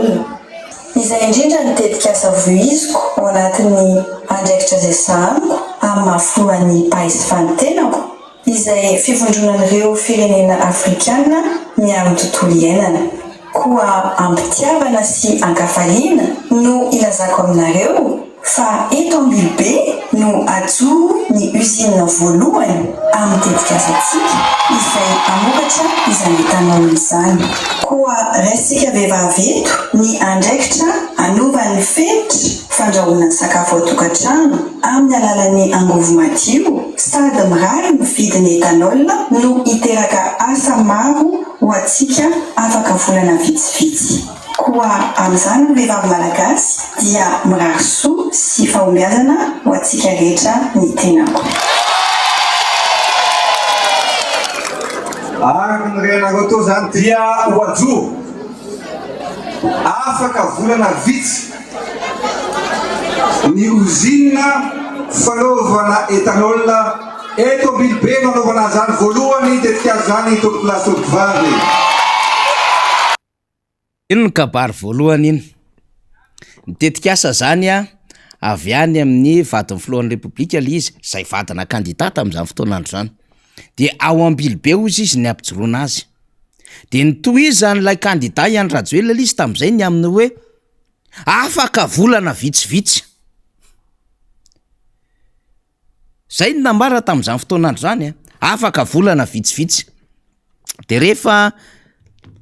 resahana le izy, eny ara, raha ohatra zany tsy de metimety le hoe tsy tao anatin'ny fampelezan-kevitra zany, fa ndeha atao mihitsy hoe tao anatin'ny fotoana efa nitantanana ny firenena, tsy mampaninona zay fomba hakany le fitondram-panjakana am'izay mety ho référence tia nitondrana an'le izy. Anjaran-drareo zany fa iny raky tsara sy ny raiky peo ny etsika iny. Afaka volana vitsivitsy hoy ny filoham-pirenena tam'izany, zay tsy nihoatra ny taona 2024 iny. Tsy nihoatra hoy ny taona 2024 nanaovana n'iny kabary iny. De nanantena tokoa le vahoaka tao Ambilobe hoe tena hisy fanomezan'asa zany, tena afaka manokatra amina karazana usine ngezabe zany ao Ambilobe, ary hisy angovo madio ahafahany rehetra misitraka ka ny vahoaka Ambilobe no hisitraka an'izany. ary mba anana fitaratra lehibe amina sehatra eto Madagasikara sy ho tarafin'izao tontolo zao satria ao anatina plateforme ngeza be misy an'le vadin'ny filoham-pirenena dia hitazana amin'izany usine mpanao etanol zany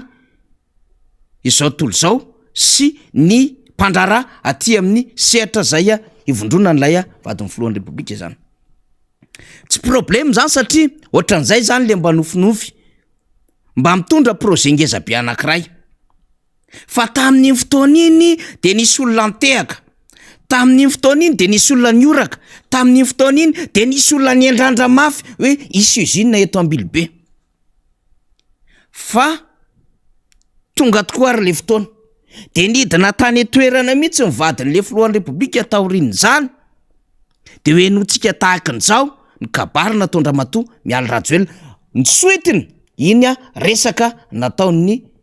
Andriamatoa Iany Rajoelina iny. Amin'ny fomba fitiavana no atongavako eto Ambilobe androany. Araka ny fampanantenana nataon'ny filoha Andry Rajoelina Vavy tamin'ny fandalovany teto Ambilobe tamin'ny taona lasa dia tonga eto isika androany ametraka ny vato fototry ny usine voalohany ho an'ny etanol eto Madagasikara. Foto-kevitra no iziko hatrany ny fijerena ny tombotsoa ny vehivavy sy ny ankizy marety ary ny fiarovana ny tontolo iainana. Anisan'izany ny fampikoboroboana ny sehatry ny etanol ho angovo maitso asolo ny arina avy amin'ny hazo. Izay natonga nanolotra tetikasa ho fametrahana vovonana afrikanina momba ny etanol. Fantatro fa andraikitra makadiro tokoa ny antsoroako nefa mino fa maro no afaka hifanometanana antotosa izany atsaka sy andavana. Fanamboa amin'ny mahafilohan'ny PAESFA fa indrindra amin'ny malagasy ny ahafahan'ny mpiray tanindrazana amiko misitraka ny tombotsoa azo avy amin'ny fametrahana io programa io.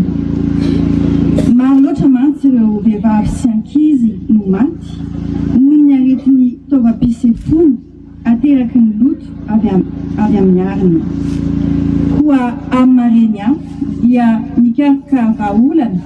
ampiena io fahafatesan'ny renim-pianakaviana sy ny ankizy io amin'ny alalan'ny fampiasana ny etanol anoloana ny arina fandrehatra izany. Mitazona napetraka teo anivon'ny PAESFA teo dia ny anamboatra fatana ho an'ny tokantrano maro, ny amokatra etanol mifanaraka amin'izany, ny amorona asa vaovao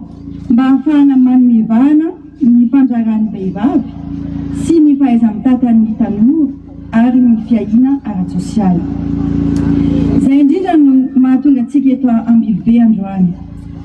Apetraka eto ny vato fototry ny usine voalohany famokarana etanol. Hitondra ny famantarana malagasy etanol avokoa ny vokatra rehetra sy ny usine izay atsangana. Aparitaka manerana Madagasikara koa ny fatana ampiasana ny angovo madio etanol ary ny teny filamatra dia ny hoe arovatsika ny tontolo iainana. Izany dia hiadina amin'ny fanapahana ny ala sy ny doko tanety sady ho fitandroana ny fahasalaman'ireo vehivavy sy ny ankizy. Hiteraka asa sy hanomevahana ny fandraran'ny vehivavy ihany koa ny fisian'io usine io. Koa ambarako ara fa atomboka eto Ambilobe androany ny tetikasa mifandraika amin'ny etanol ho angovo ampiasaina amin'ny fandrahoana eto Madagasikara. Ho fitaina mialohan'ny faran'ity taona ity ny fanangana io usine io.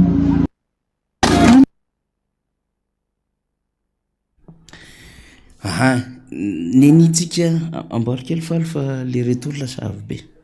Nenitsika nyresahana mihitsy ny adevitra zay mahakasika ny etanol iny. Ny antony mahatonga antsika hiresaka an'izany tsotra be dia ny amin'ny hoe nanaitra ny saintsika hoy isika le resaka miami. Dia aleo tsy ahivitsika amin'izay ny resaka mahakasika an'ilay etanol zay resahana amin'izao fotoana izao. Misaotra mifaly zany satria niakatra ambonimbony kely ilay retour teo dia sahirana kely ahako ny teny dia mety enareo misy écho be an'le izy tany. fa iny zany de hoe ny resaka ny vadin'ny filohan'ny repoblika hoe hatsangana ny vato fototra am'ilay usine mpanao etanol. Anome asa iteraka zavatra marobe amin'ny lafin'ny ara-tontolo iainana ary eo amin'ny setry ny angovo. Fa mandraky ny androany 7:24 nalefatsika teo ny kabary nandrimatoe Andratsoela dia nalefatsika teo ny kabary mivadina. Fa mandraky ny androany tsy nahita tamingana usine-tsika any Ambilobe nitsangana. Soa aza fa naiky sarotrarotra ny fandehanana tany Ambilobe amina fampanantenana ohatran'ireny ho an'izy mivady fa soa fa nisy an'ilay lalana zay efa nahazona famatsim-bola tamin'ny andron'ny Rajonary Mampianina ny 9:20, 7:20, 8:20 sy 10 ka afaka nanomboka an'ilay Ambilobe Vohemara. De iny nitokanana voatselako iny zany lalan'izany. Fa raha tsy nisy an'iny zany dia tsy misy na mafana an'le di mikasika indrindra an'le etanol satria ny etanol ETHANOL no lasa aloha zany hoe le projet usine etanol no lasa aloha fa tsy lay lalana Ambilobe Vohemara. Lalana Ambilobe Vohemara efa nametrahana Andriamatoa Rajonary Mampianina vato fototra fa noravana de nitangenana de nijapina de nitokanana. So zany fa mba nisy kely an'iny nahafahana niditra billet d'entrée tao Ambilobe. Fa raha ny andro ny billet d'entrée ny etanol amin'ny alalan'ity usine ty zay nanaovana fandaniam-bola nametrahana vato fototra tany zay tsy hita fototra am'izao fotoana zao na nahoana ny efaran'le vato fototra ary tsy re hoe mbola irosa efa maty akaranany lay projet etanol any Ambilobe dia sahirana lay filoham-pirenena mivady. Satria zany lasa manana fahamailona am'izay tsika malagasy amin'ny zavatra zay ambara sy izay ataon'izy mivady. Tsy hoe isika maniry an'izany fa ny zava-misy ohatran'ireny zavatra nambara tany amin'ny Nations Unies reny tao New York sy ireny zavatra tany Tomasina reny akoatran'izay efa tsy tany saitsika satria be loatra. Na tonga ny mpanao gazety ny La Gazette de la Grande Île iteny hoe un menteur avéré, voapirofo ny lainga am'le hoe 970 ny tany zaza malagasy miditra amina fampianarana fototra éducation de base. De tonga ty am'le Miami le izy ny amin'ny hoe tsy le Miami any États-Unis nefa izy ihany no niteny 2018 hoe Miami any États-Unis nataontsika tampoka izy ihany mamaly ny tenany. Nisy ny hevitra fa Miami any États-Unis tsy zany fa Miami malagasy fa taiza avadio ny tantara nisy ny tantara amin'ny fanjakana teto malagasy Madagasikara. Avadio ny tantara Madagasikara. Milaza anarana quartier hoe Miami, milaza anarana fokotany hoe Miami, milaza anarana commune hoe Miami, milaza anarana district Miami. Tsy misy an'izany. Même ny rakobolana malagasy rehetrarehetra tsy miresaka an'izany. Fa Miami nampanantenanao Miami États-Unis zany hoe iny zany ny concept an'iny Miami iny. Ohatrany hoe nisy Dubai kely tanàna taningazana de nisy nanana nofinofy de nanangana tanàna atao hoe Dubai. De lasa tanàna manan-karena indrindra sy anisany tobahan'ireo mpanao business sy afera rehetra eto ambony tany ary misy an'ireo vola vahiny no mifamezivezy be indrindra. De nofinofin'ny olona eto ambonin'ny tany rehefa mba manambola de hoe anao vakansa any Dubai. De tsy problème ho isika satria ohatran'ny olona mba manofy io ka tout le monde peut rêver. De mba mitondra izy am'izay mba nofinofin'izay. Fa le izy disona fanantenana tampoka le olona toeriny tsy zany gely izy fa Miami malagasy. de zaho isika tsy misy an'izany mihitsy ny rakobolany teny rehetrarehetra eto Madagasikara. De lasa no alavaina indray le izy hoe ay abréviation fanafozanteny le miami mirahina ary mifankaty. Anky vareo isika. De ahoana zany le Paris nambaranao fa atao mitovy amin'ny Paris Ambatondrazaka? De ahoana zany le hoe manana Côte d'Azur ny any Frantsa de aiza no ataotaonao mitovy an'le Côte d'Azur? De ahoana ny fomba analavanao an'le Côte d'Azur? Ohatrany sarotra be le izy a. Na ampiasaina siantifika firy sy resaka manam-pahaizana momba ny letra be da be ary tsy mety voalava amin'ny teny gasy mihitsiny le Côte d'Azur. De ahoana no alavanao an'le Paris? Tena mampangididy le izy. Ty tato ianao ndray ny resaka hoe éthanol. Mandraky ty nefa ny androany tsisy éthanol tompo lasy tompo vavy. Fa le filoha nefa de champion ny industrialisation tsy natsangana éthanol. Mitsiposiposy ny fary malagasy. Tsy hita tableau lay gasikara. De ahoana koa zany? De ahoana le resaka minoterie lehibe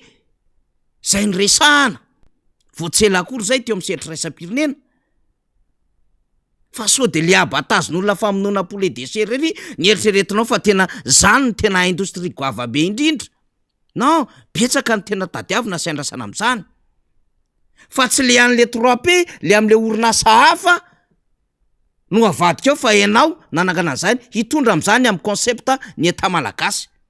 Sasanangy samihafa zay le tenentsika hoe amin'ny famoronana orinasa azo atao no mitsipona amin'izany rehefa nando ny fstat izy. Indrindra afaka tadiavina ny DBM. Zavatra hafa zany. Aloha tsy mifamitaka. Aloha tsy mifamitaka. Iny adevitra hafa iny resaka éthanol iny.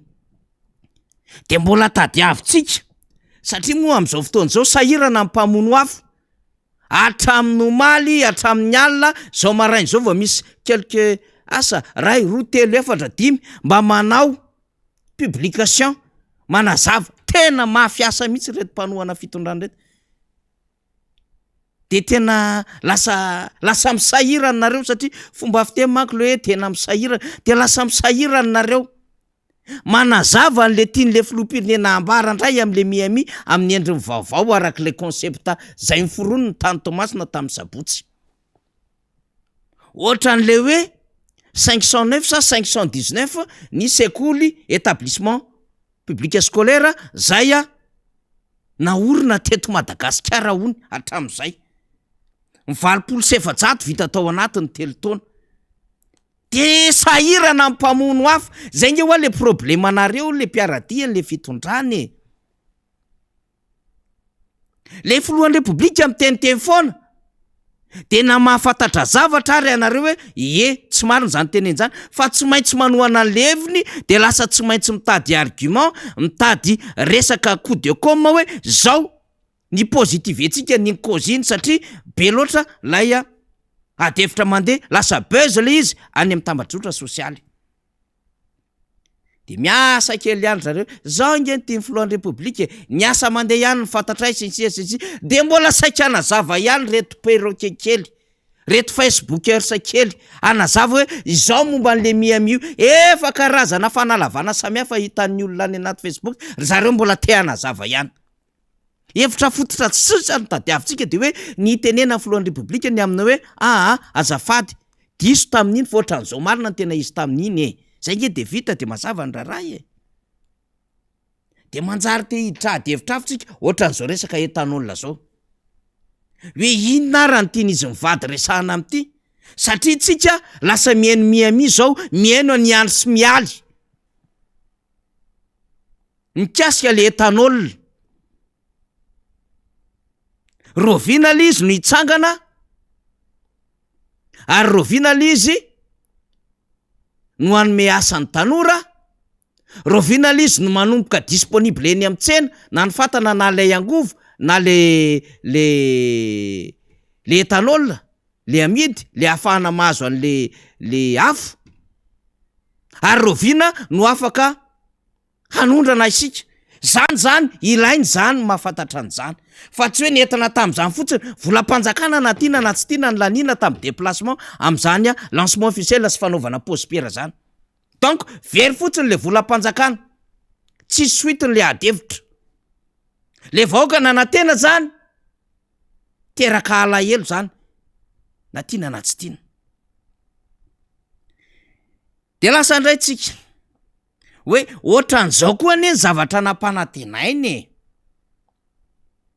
raha miresaka Comore sika de alefatsika aloha ty de hoenotsika tsara le izy hoe betsaka ny zavatra nyresahany le fitondram-panjakana miresaka Comore ndray ty a de enotsika ndray le izy ndao ary namana faly Comore ataotsika fa 120 any arinatsika fa Madagasikara fa 120 any alohan'ny Comore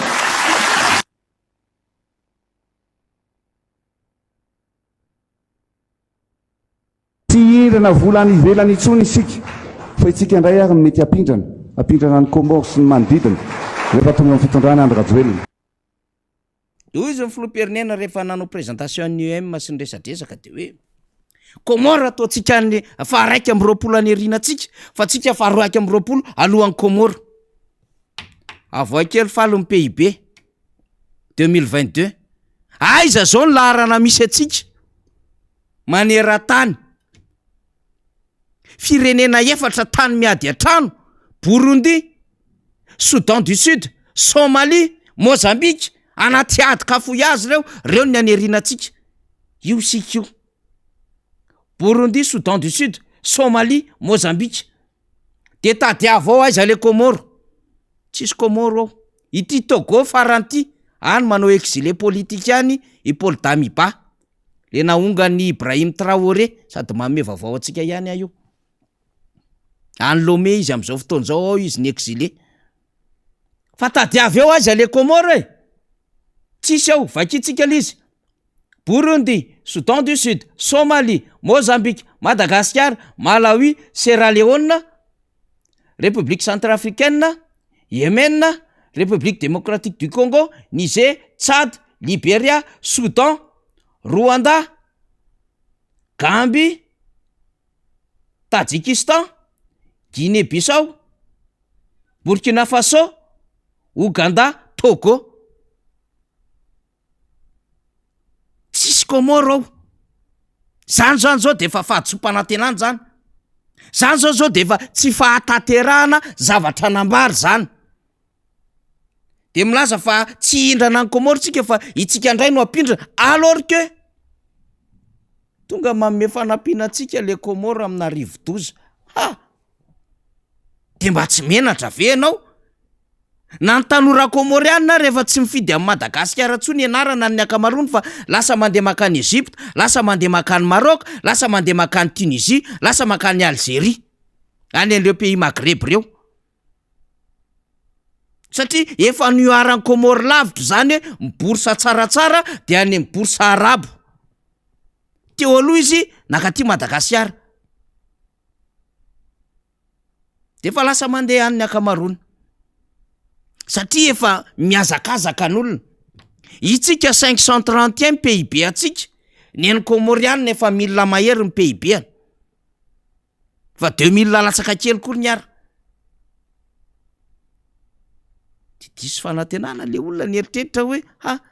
fa maninona tokoa moa zany nakanao référence le Comore, fa maninona tsy Ghana, maninona tsy Rwanda, maninona tsy Côte d'Ivoire, maninona tsy Nigeria. Na Sénégal farafaratsiny, nefa Sénégal zany efa mandeha satria Sénégal mitovitovy laha aminy hoe nanana plan émergence koa Sénégal. Nga Macky Sall. De aiza zany le toerana misy a Madagasikara am'izao fotoan'izao. De ny olana eo anatrehan'izany adevitra rehetrarehetra izany de lasa le fomba fanaovana politika mihitsy no ohatrin'ny halan'ny olona satria misy olona ray manao ny ataony. Tahaka ny hoe olona ray nangalatra koa tao alasora de lasora rehetra zany no afabaraka ao anatin'izy. de mpanao politika ray no nyteniteny foana de mpanao politika eto Madagasikara lasa alan'ny olona sy tsy nohon'ny olona teny hoe mpandainga amin'ny mpanao politika. Aleo kosa aloha zavy mba misy mpanao politika mba tena honnête kosa eto, mba te hanao zavatra tsara ho an'ity tandrazany ity, mba miasa saina amin'ity tandrazany ity, mba te hametraka lova sy tantara tsara ho an'ity Madagasikara ity. Fa tsy anareo mpanao politika taty aoriana no manimba an'le Madagasikara, zay tsy malala ny fomba fanaovana politika fa mandiso ny fomba fanaovana politika, tsy malala ny fomba fitantanana raharaham-panjakana fa mandiso an'izany.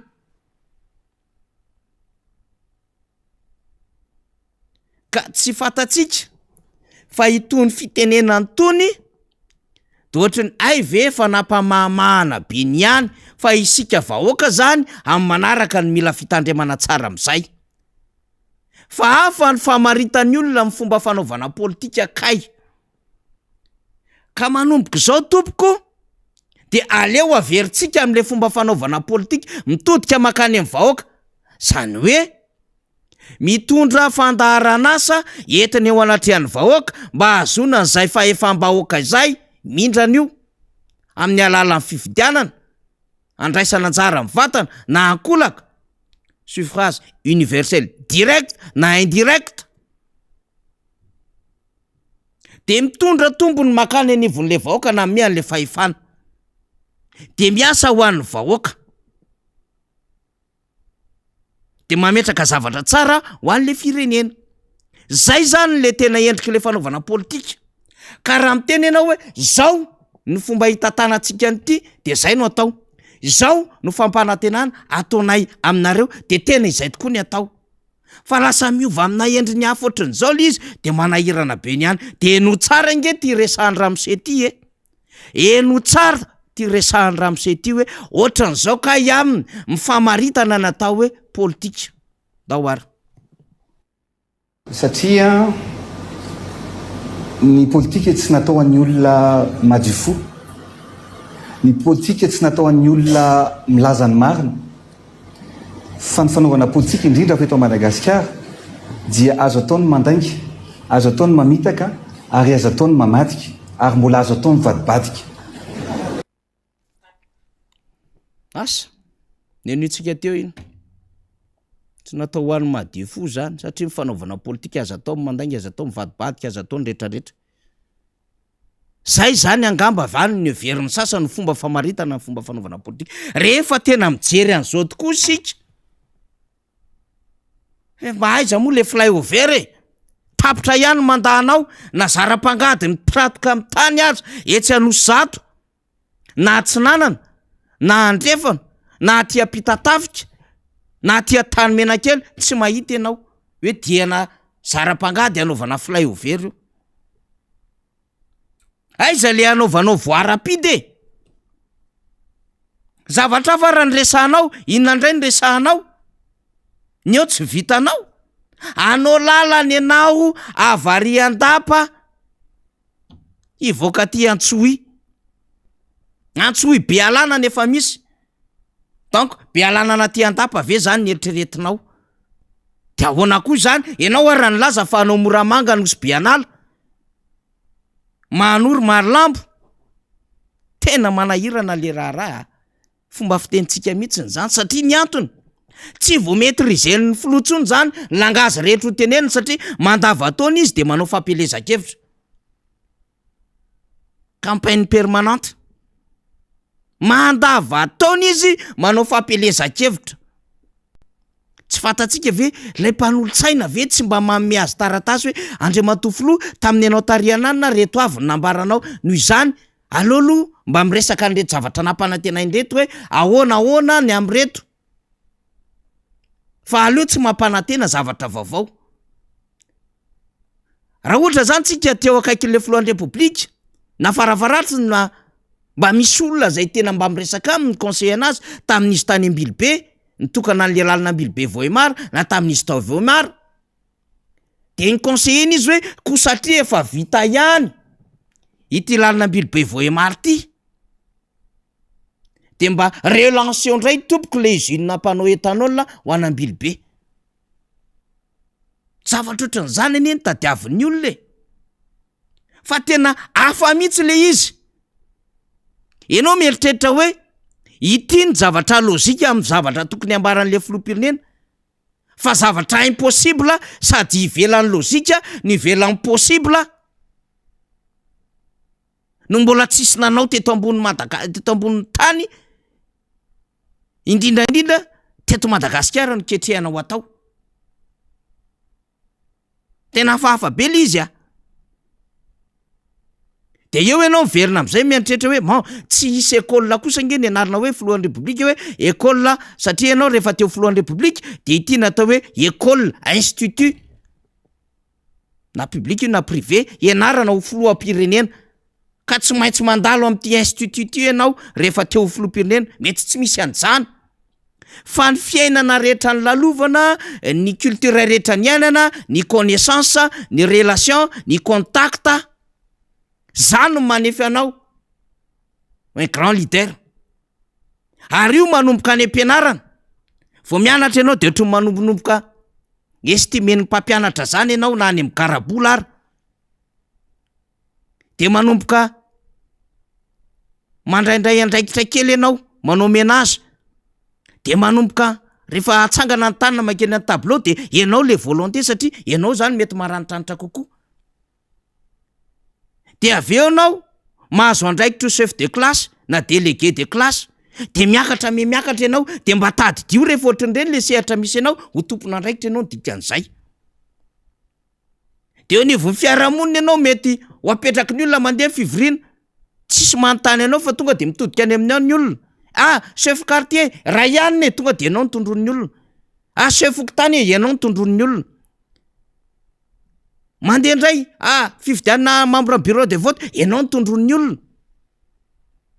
Misy fahoriana, ianao nitondron'ny olona hitondra teny. Manangana fikambanana, ianao nitondron'ny olona ho SG na ho président na fikambanana. Mamolavola ny fiainana, mampandray andraikitra anao miainga avy aty ambany aty amin'ny fototra. Ohatry ny lenakako ohatra, raha miresaka team, hoe tsy tonga ho azy na président groupe amin'ny député fetra na député azy, fa niainga taty anala mahitsy cité député fetra, président foko team, président jeune team, président ny 10 team 5e, mpametaka afisy,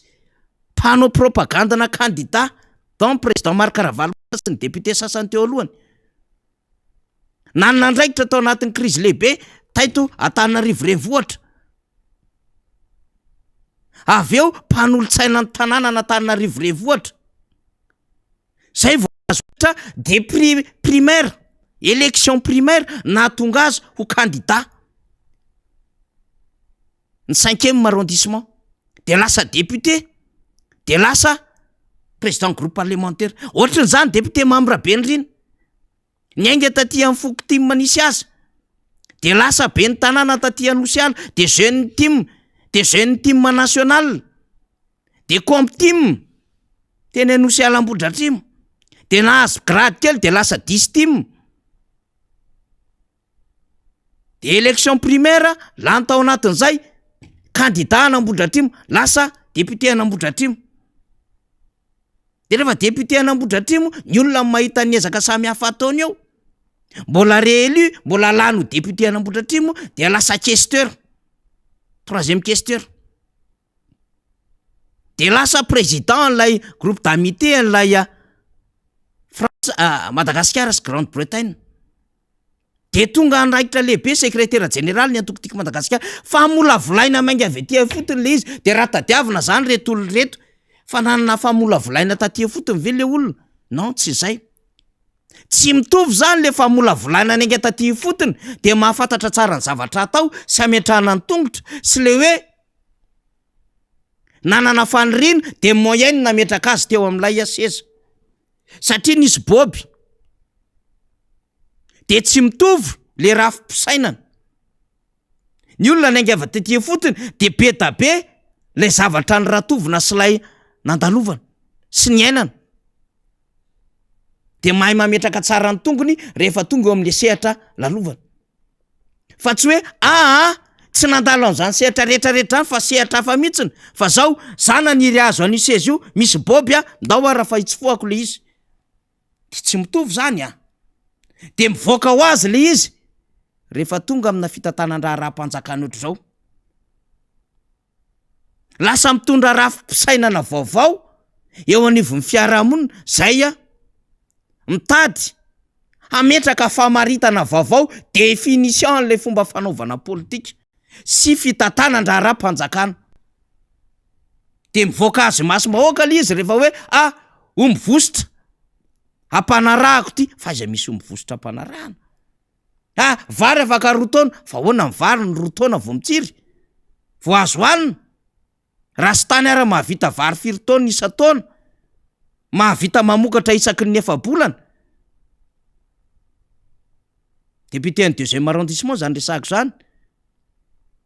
16 plus 3 égale 18 kagainao 16 dans ma tête 3 sur mes doigts ozy ny fitenena an'le zanako zay après 16 17 18 19 j'écris 19 zavatra tsotra kely arithmétique ana CE1 de rehefa miaina zay loha de tehaka lasa ohatran'izany sisa le atao hoe Madagasikara sy ny fitantanandraha eto Madagasikara de lasa kolotsaina nalainga kolotsaina na fitapitaka kolotsaina olona tsy mitazona ny teny nomeno misy eto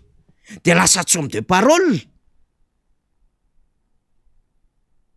de mampita hafatra sika ho amin'ny vahoaka malagasy asakasakao io ry vahoaka anjaranao mandinika na ho tohizanao ny lalan'le olona de omenao esape malalaka izy mbola mitaka sy andainga aminao na ho farananao am'izay ny dia nozy ianao hoe ampy zay alao hiatrika zavatra hafa am'izay tsika fa efa tsy neto tsony zany iny taoriana 7 iny fa mba aleo hiatrika fiainana vaovao am'izay malagasy de manana opportunité ianao hanovan'izany 2023 zay aloha ny référence raisika satria zay ny ambaran'ny texte anjaranao vahoaka malagasy mandinika izay tapitra teo mifandarantsika rapity sosolombaboaka fa adevitra hafa ihany koa no hoentsika miaraka amina namana mpiantsehatra fa de atreo aloha ny androany isorana namana teknisianina eto amin'ny Fobea zay ao ambony ao Razankla ao ambony ao tonton Radany ary tatelo miasa ny ambadikaina ny namana teknisianina Imbola Sfaly miaraka amintsika ao ny mpanao gazety ny MBS rehetra miparitaka ny any amin'ny radio Madar Robena Nombo Samalala isorana ihany koa ny MBS rehetra any amin'ny faritra isika zay manaraka ny ampitan-dranomasina tsy adino kokoa atsika jiaby rehetrarehetra any sy ny eto atoerana manome fotoana ho an'ny rapitsondray aza tonoana fandanana zany malaza raha alina melohan'ny fotoana ny fampalalam-bavao makasitraka tompoko